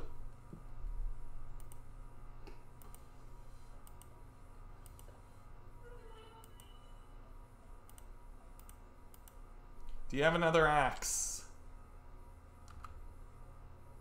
No, cool. I dig it.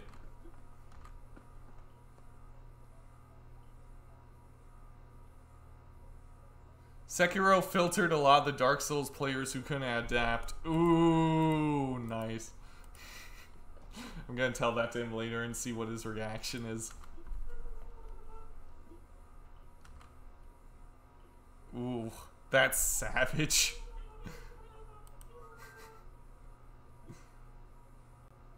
Also, I love your name, Pure Illusion. Is that a reference to Flip Flappers? Because I hope it is.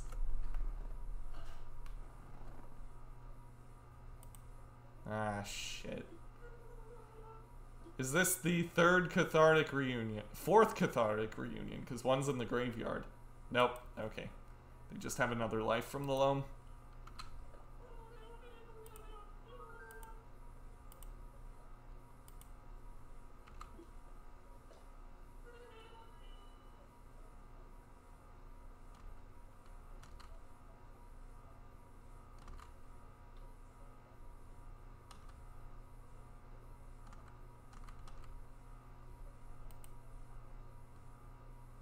Nice.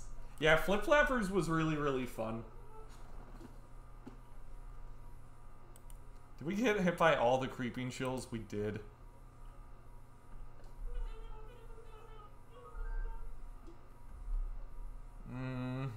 Think I gotta let that hit.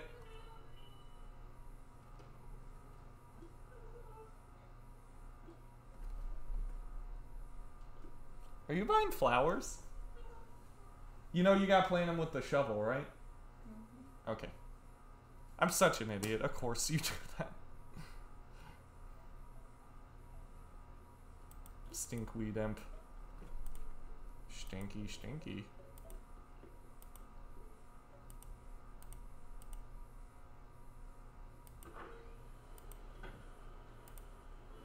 I need a relic. Or an Ashiok. This is not working out great.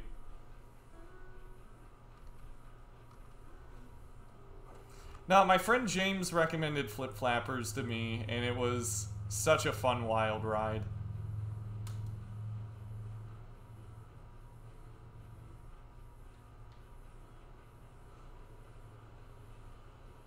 Okay, they're gonna play Ox here. But we've already been hit by all the creeping chills.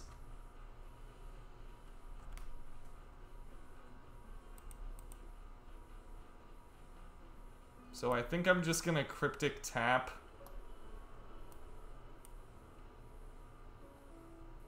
Maybe we can draw an Archmage's Charm and draw them out of the game. Who knows?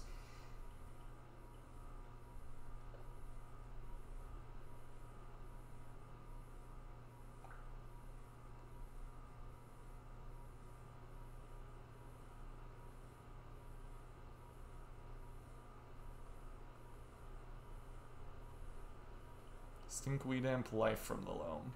Okay.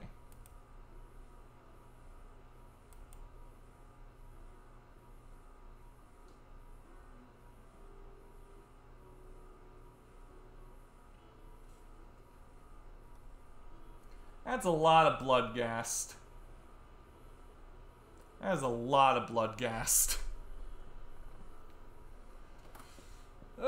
I'm trying to think of how we're actually gonna wiggle our way out of this. We gotta, like, draw exactly Ashiok. I know their hand is Stinkweed Imp times 3, life from the loam. So I'm gonna counter this, draw a card. They can't bring Bloodghast back. And we are going to need to figure this out. That is an island. Relic? Relic? Well, we lost against Dredge. It's bound to happen eventually. You don't have to dig. But yeah, you do. Oh, really? Yeah. Huh. I did not know that. You taught me something new today. Look at our little cat sleep. She's so cute and her paws are so small. I don't even mind that we lost to Dredge. Well, there was the relic. Alright, be right back, everybody.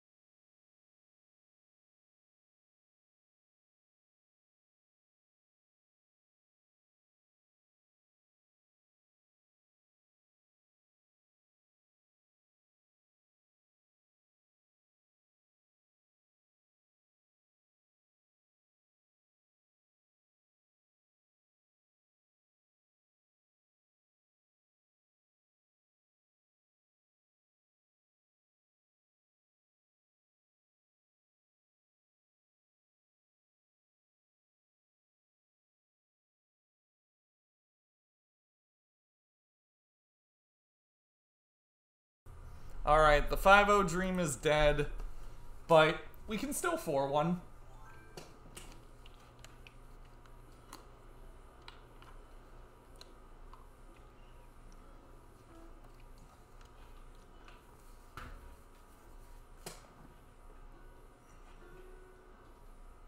Where are you putting the flowers, by the way, hon? Over here. Okay. Alright, we won the die roll. Let's get this 4-1. Not with this hand, though. Sheesh. This one's better.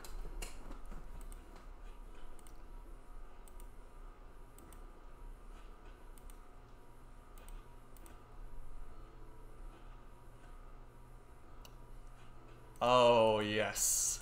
Okay.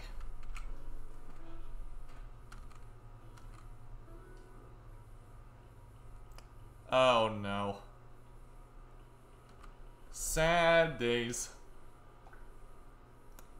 Sad, sad, sad days. They take a mana leak. Looks like we're against Jund. Let's see if we can flip a thing in the ice against Jund. Probably not. Raging Ravine. Do they have Fatal Push? I guess not? No Fatal Push. Alright.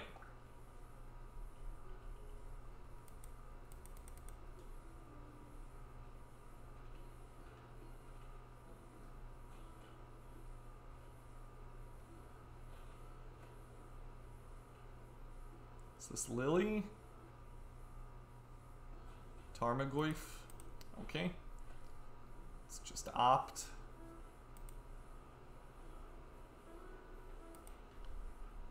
Snapcaster Mage.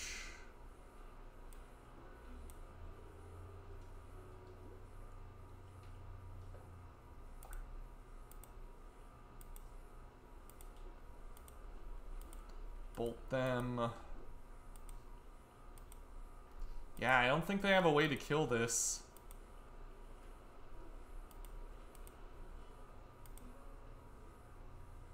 Let's try and opt and find a land.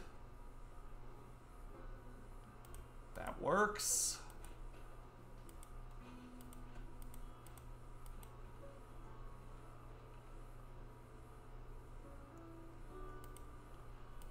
Alright. We depend on you, thing in the ice.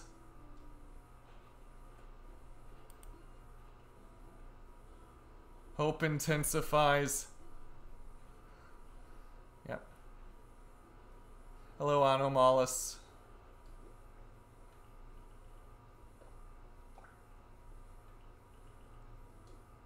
Okay, they're probably lightning bolting Snapcaster Mage, right? But I still don't think they have a way to kill this. If we draw a blue card here, we can still protect Thing. If not, so be it.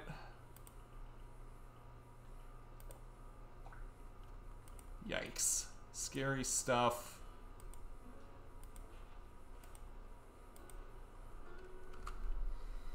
Alright. Please don't play Black Source Lily. We know one of the cards in their hand is Goyf, so they need Black Source Liliana here. We dealt 9 to them.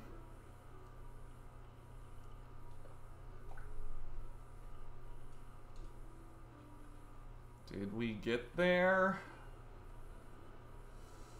Yep, here's hoping. Come on. No, we're fucked. Probably Black Source here, right? No, wow, okay.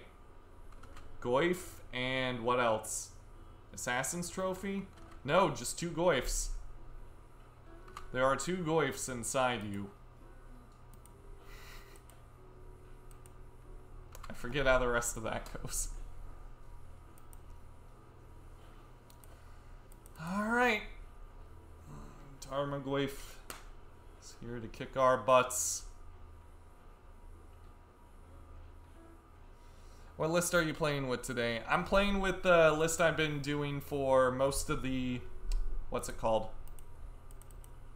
For most of the Blue Moon boot camp.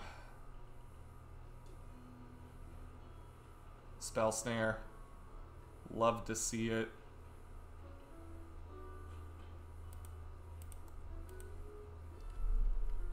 Stop trying to hit me and hit me.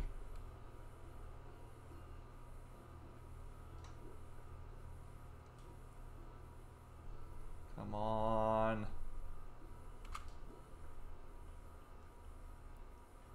One is Tarmogoyf, the other is also Tarmogoyf.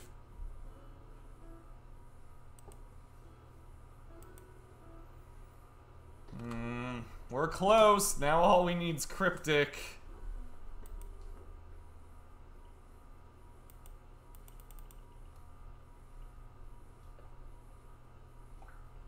That's 2 Raging Ravines. Do you think this is the best version of the deck at the moment? I have a friend that's just getting into Modern and would like to play Blue Moon. It's a good baseline version for sure. Like, you're going to be able to do well against a lot of decks with this build. It's like the best all-around build. You could, of course, tune it to your meta, play Narsets and stuff if you're worried about Bant. But I think it's pretty good. Inquisition. Okay. I have 2 forces. Can I get a Cryptic Command? Mana Leak. Okay. 0 Bant? Yeah, then probably this. Because I guess you can sometimes flip Awoken Horror in against Jund. That is a thing that can apparently happen. Oh, jeez. It's 3 Tarmogoyfs. Christ.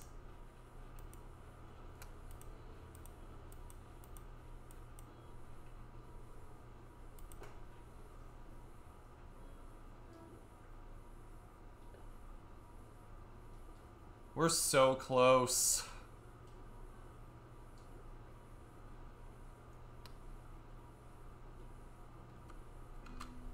Okay, Lily's off the table.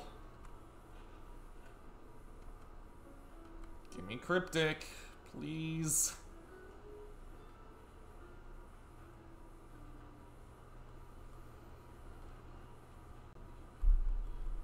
Maelstrom Pulse. Alright, that's gone.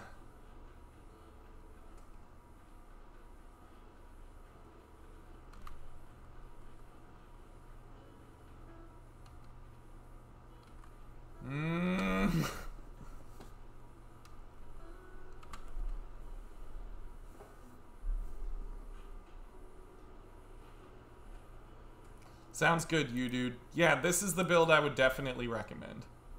If you're just getting started in Blue Moon, something like this is absolutely fine.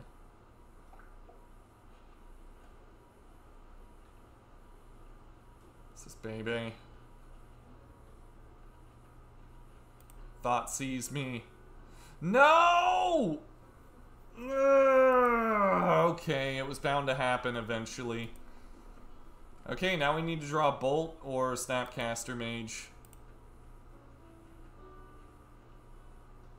Here come the Goyfs. We go to 1. If they got K Command, we lose. Or Bolt. That sucks! That sucked. Come on, Moto. At least do me the honor of showing me what the card would have been.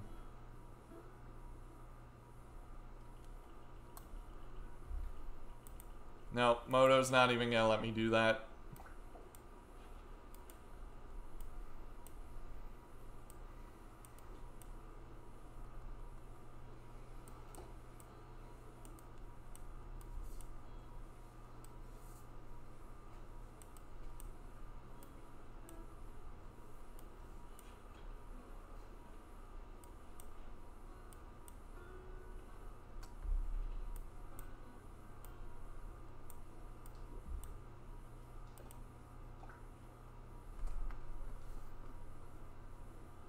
Damn, I wish Moto would run on MacBooks. You can... I think there's a way to get him to run on MacBooks. Jeff Hoogland said something about it a while back. You have to install something called Wine, but I don't know too much about that. I took out Gust. Oh, no.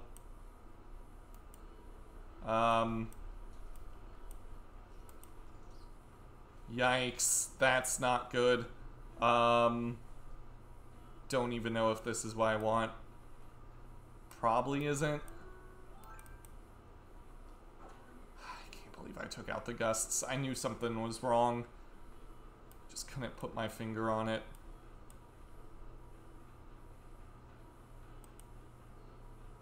Thank you so much. Wine doesn't work anymore after the latest update. That's lame.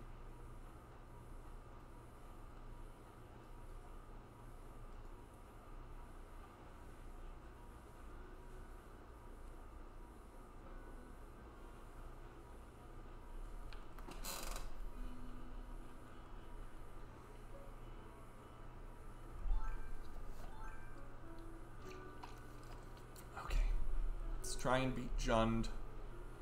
His hand's solid.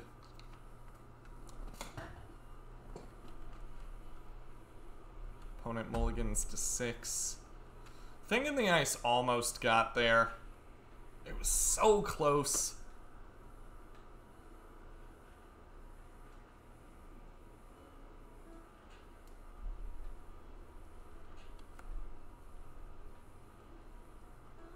Maybe we should have bolted instead of going with Serum Visions. Probably would have been the correct line. Yeah, that cost me the game, didn't it? Should just gone for the face instead of trying to play the long game.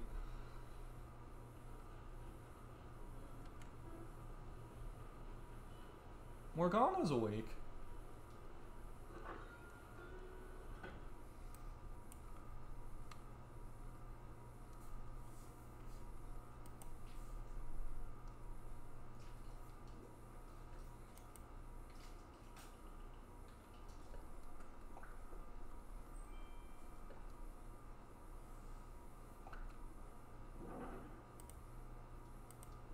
Sinkhole's a good one.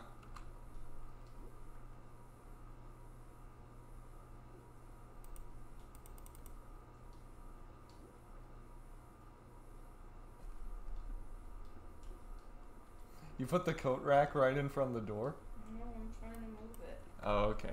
How do I move it? You have to hold down A and push forward. No, but how do I take it out? How do you take it out? I don't know. I think you press Y.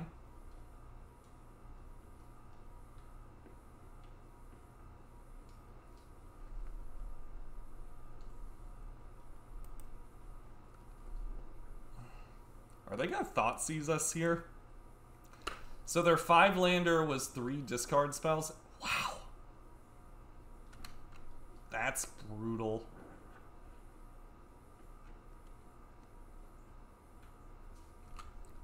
Now they're gonna go land choke, aren't they?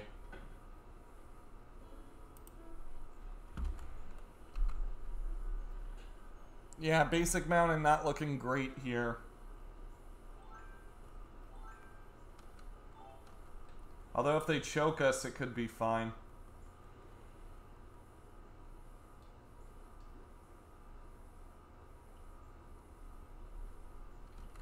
Ah, thank goodness. Okay.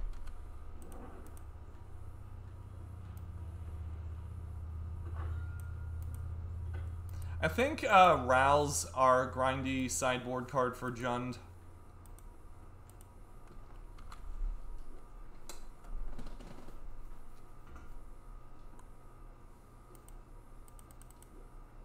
I love Young Pyromancer, but I think that card's more at home in a Delver shell.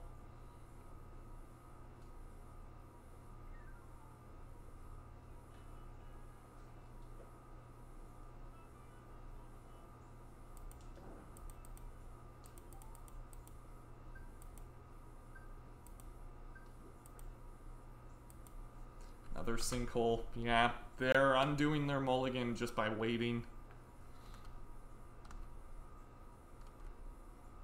Here comes Bloodbraid.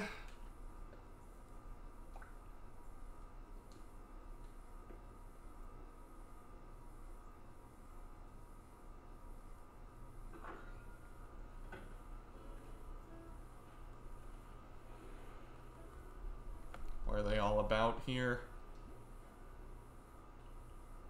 Plague Engineer? Sure. That's an interesting one to bring in against us. Human.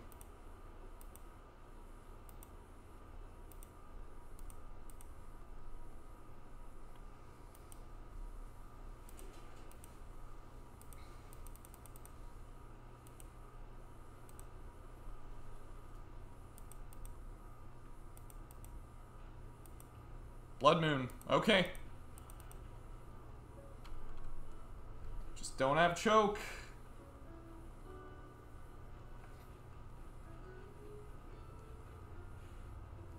Black. Okay. Yeah, they might have been expecting Young Pyromancer, actually. If there were a red-blue Titan, what do you think it would look like? I don't know. I'm really bad at coming up with cards. Markalicious, thank you for the follow. I appreciate that.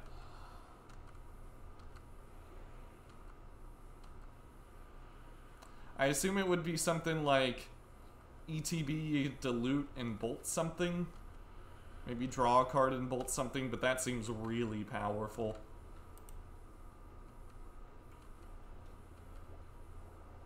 Be like Uro, but electrolyze instead, that'd be awesome.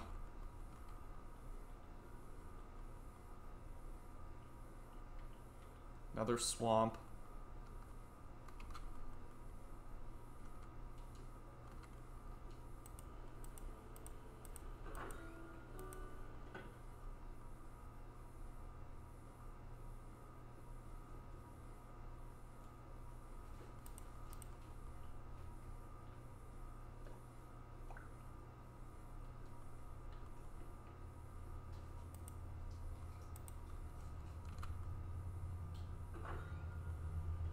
She's such a fun cat.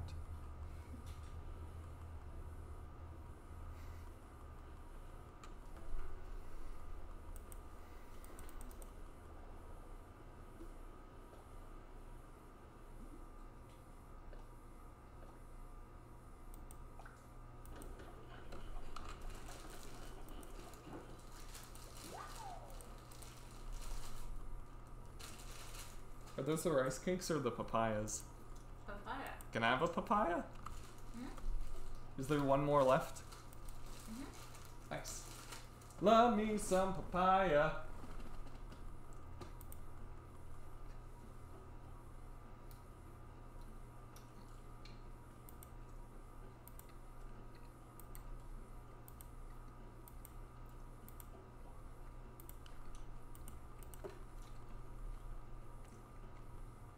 Papaya augurs. Papa augurs. I don't know how. Yeah. Or like fruit by the foot. Cool.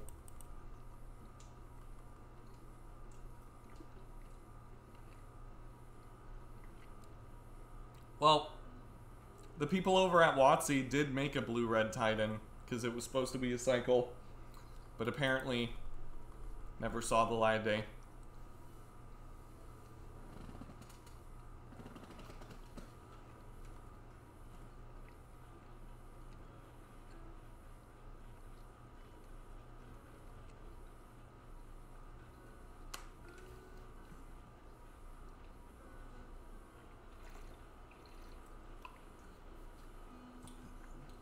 Maybe they'll be in Modern Horizons too. That'd be nuts. This brainstorming is making me sadder for its absence. Absence, yes. I said absence.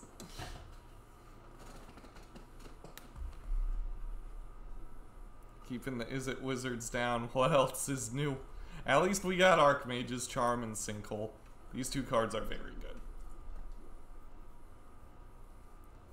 That was a year ago! Not even a year ago, it was like 6 months ago.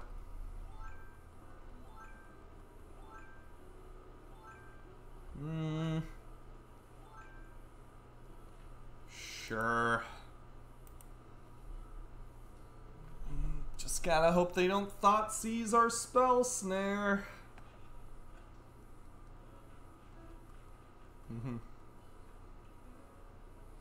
Maybe you only need the one though, you dude.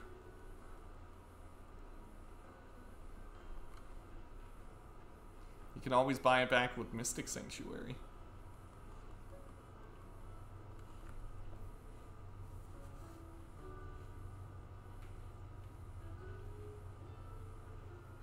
Yeah, Raoul's just... How do I put this? Jace is better in a white shell where you can protect it easier because he has such low loyalty. And after you've stabilized, Jace is of course better. But we're not as good at protecting our planeswalkers, so we need somebody with a higher loyalty that can uptick on card advantage, kind of like Teferi.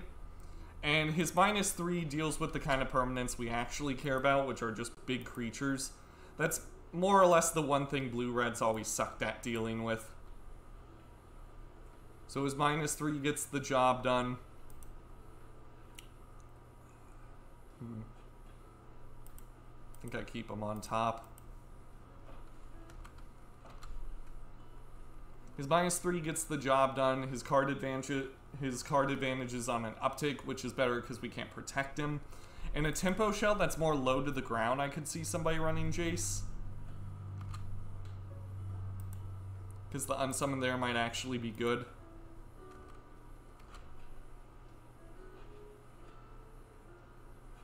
I actually have a command for this, I think.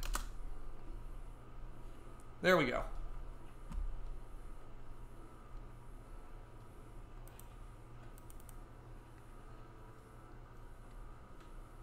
Really, really don't want to see Liliana here.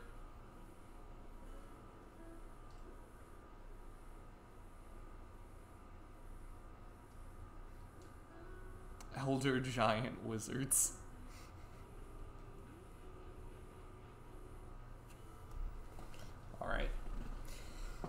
Let's see how far behind they can put us.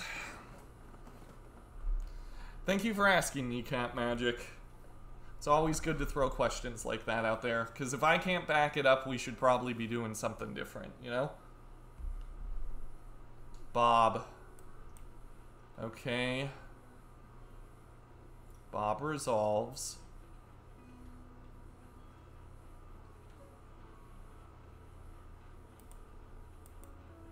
Gotta find a bolt for Bob.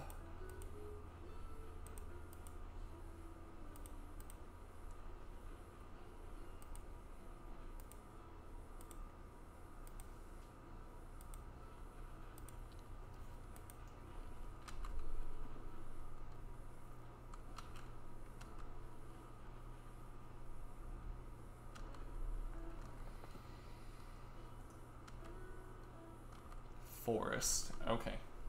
So not doing too much more than a Ren and 6 right now, but this could get bad.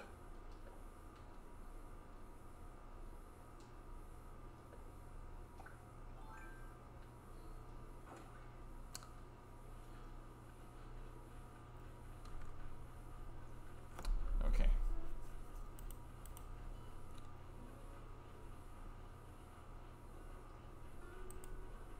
They have a 2-for-1. We have a 2-for-1.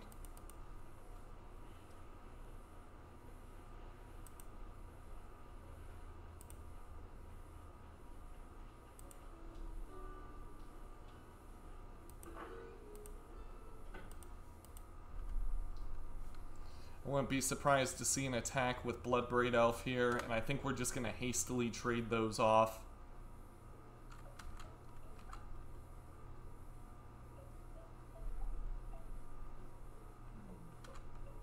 Pretty good exchange.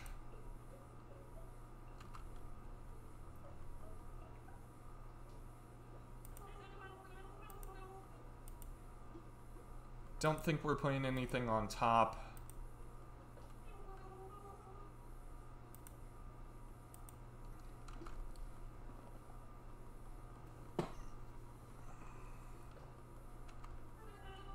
Stomping Ground.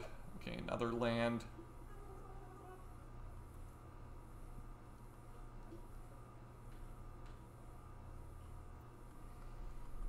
Thoughtseize. That's rough.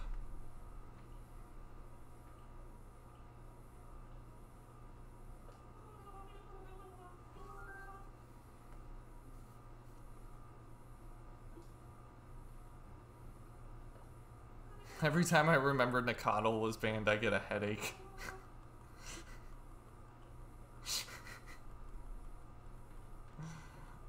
That's great.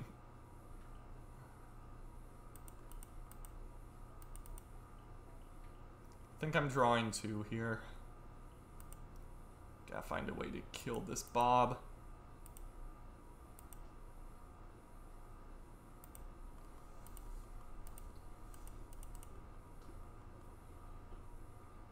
They draw cards, we draw cards. Everybody loves to draw cards. There we go.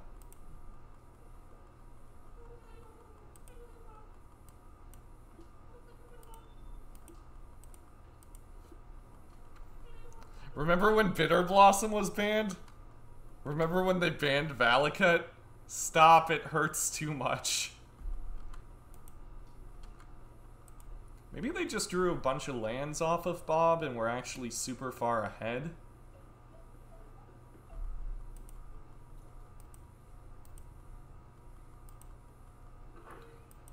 This is an Inquisition. This does not take Cryptic Command, and I almost countered that. I am so ashamed.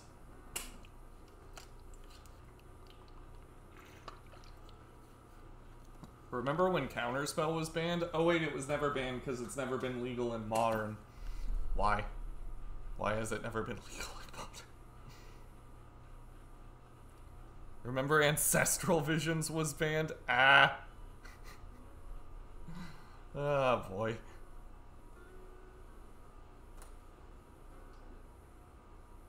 What are they doing here? Is it Bebe or Raging Ravine? They've already played a land per turn, right? Just gonna bounce that. Draw a card. If it's a fetch land, we put Cryptic back on top. There we go.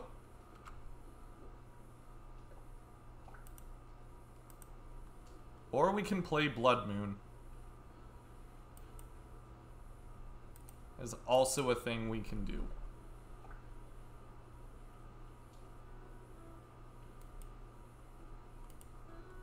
I think we wait, though.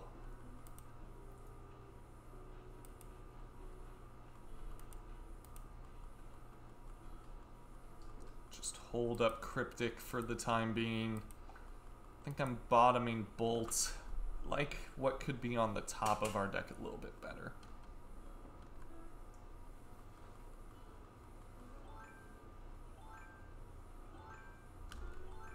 What they got? Nothing? Cool.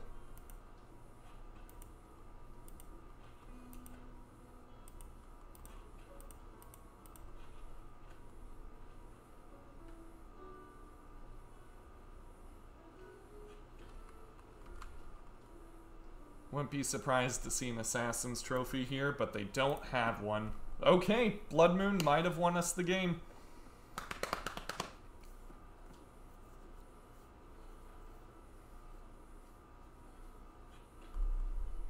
They just drew a bunch of lands off of Bob. Collective Brutality. Okay. Your options are not great.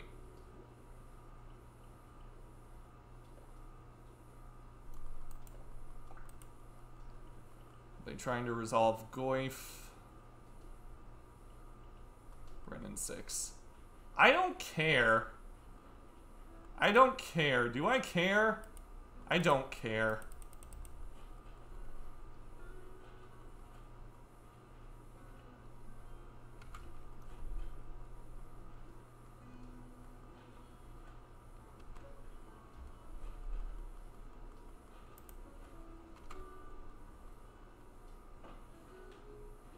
Like, it's not great for us, but I don't think I actually care.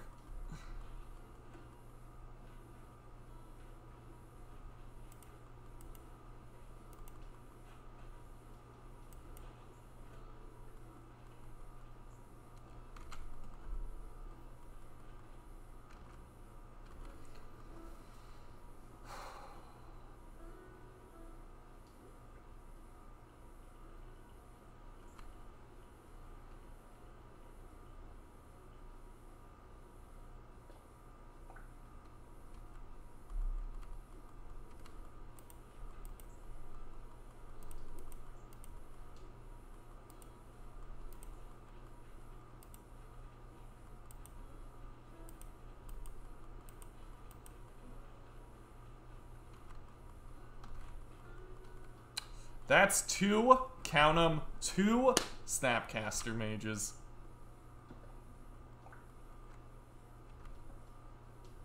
To be fair, Teferi still sees play as a one-of in Modern. I get what you're saying, though. People undervalued that card.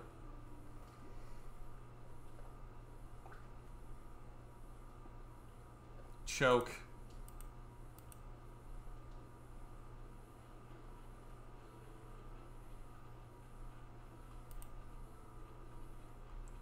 Okay, we'll Aether Gust this.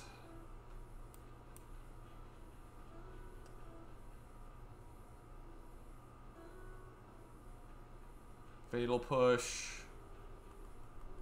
Sure. Want to put that choke on top of your library.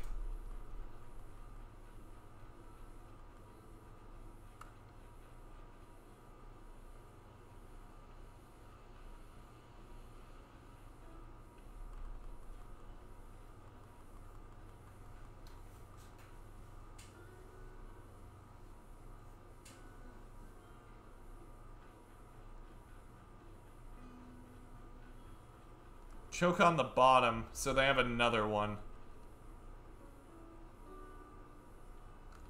Double the choke, double the fun.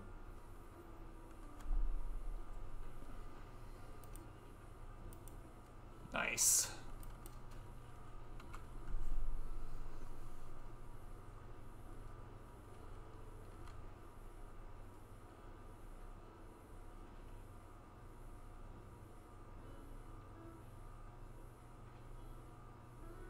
Boil? Okay.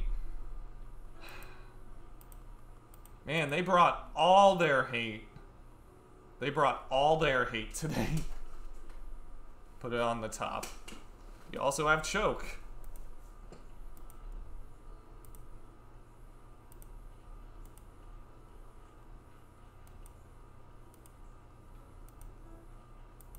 Flooded Strand. That's disgusting.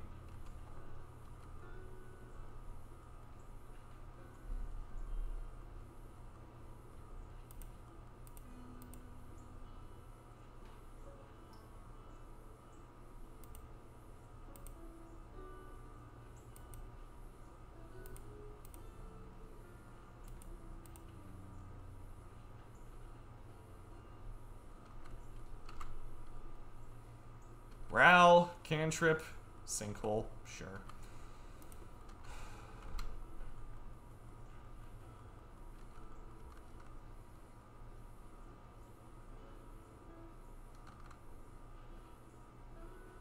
Okay, we lost all of our islands. They are now better at casting spells than us.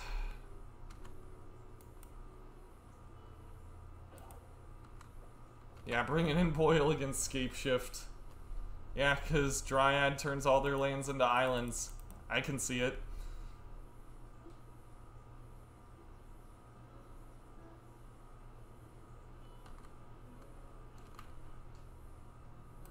Island.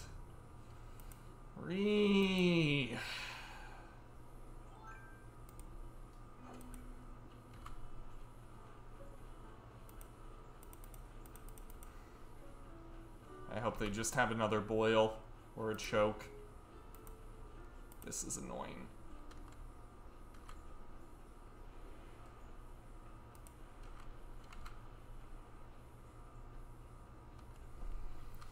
Well, we're close. You gonna thought seize me? Fatal push, yeah.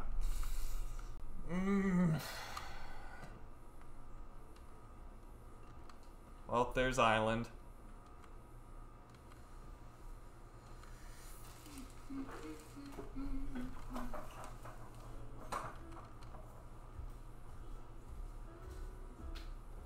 Scoos.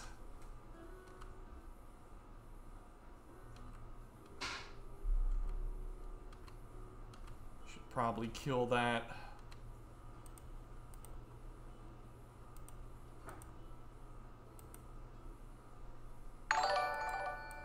Havoc Thundered 69, thank you for the follow. Appreciate that.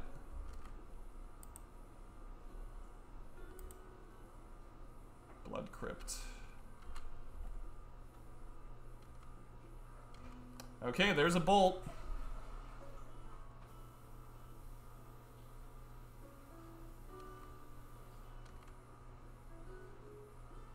If you generated your blue mana and targeted your own moon with the Boil, would that have been okay? That could have been something maybe I should have done that. That's a great line, Vash. I didn't even see that.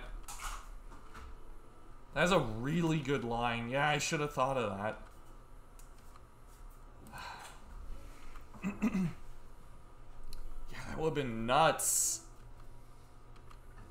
Oh, I'm so upset I didn't think of that. I hope they thought seize me.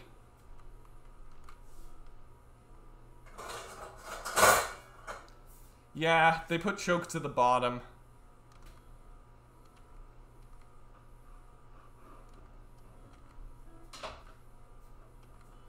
Relic.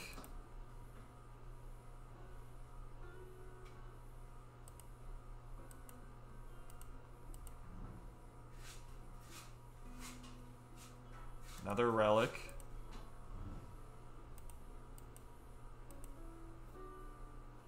Spell Pierce. This is getting a little dumb.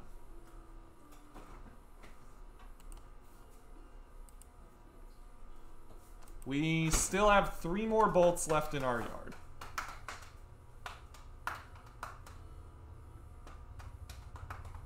Position.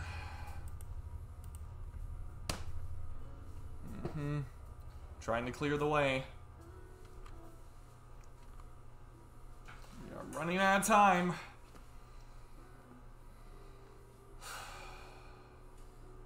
Take Spell Snare. They're going to play Goyf, which is going to give us a 1-turn clock, I think.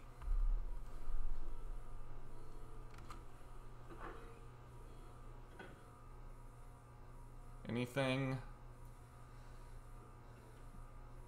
Mountain? What else? Nothing else. Island. Okay. We're trying our best. We're trying our best.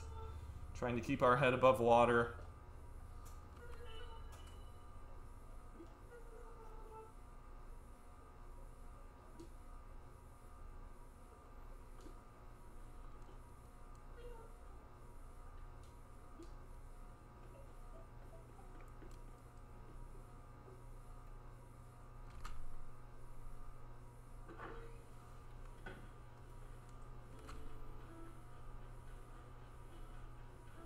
Please, deck.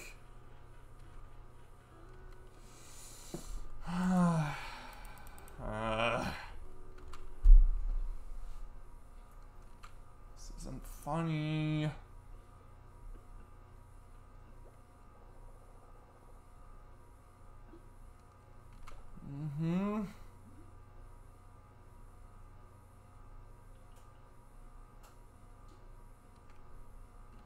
Thank God.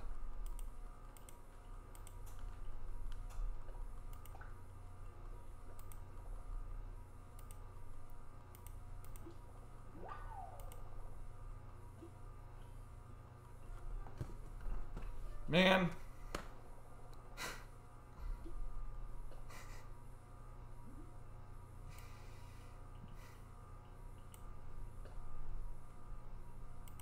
Man, my lighting is so bad, people. I apologize.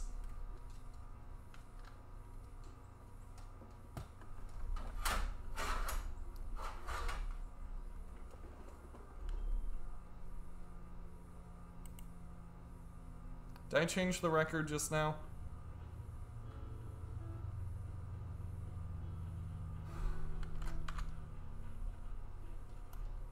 There we go. Not yet. Okay. Alright, so our only loss was against Dredge, which I consider to be probably our second worst matchup. Deck performed really, really well other than that. For most of the games, I barely even paid attention to what was happening, and we just sort of breezed through it. I didn't mind Spell Pierce. I think it did fine. I definitely felt more confident having it in our deck versus something like Flusterstorm, just because Jund was everywhere. Okay, so we're 38 and 13. I think that should put us a little bit below 75, but let's make sure.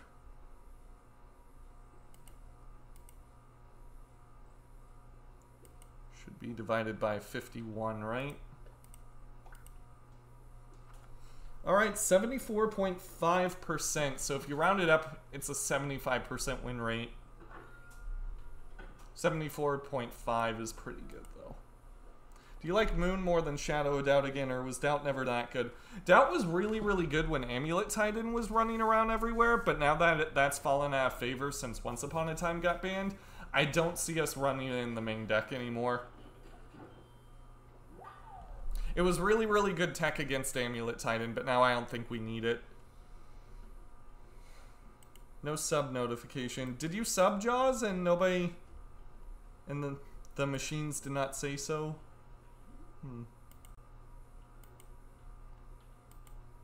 Well, if somebody subbed and I didn't get a notification, thank you for the sub.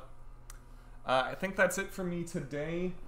I think I'm going to go exercise to try and get this fatigue off my body. Is there going to be another league? I might do another league tonight, but I need to go on a run just because I feel really like kind of funky and not in the good way, and I gotta get out of the house a little bit. I might pop back online later tonight, though. I'll keep you guys updated via Twitter. But for now, I think that's all there is. Thank you guys so much for hanging out and having a good time. I love you all. I'll see you in the next one.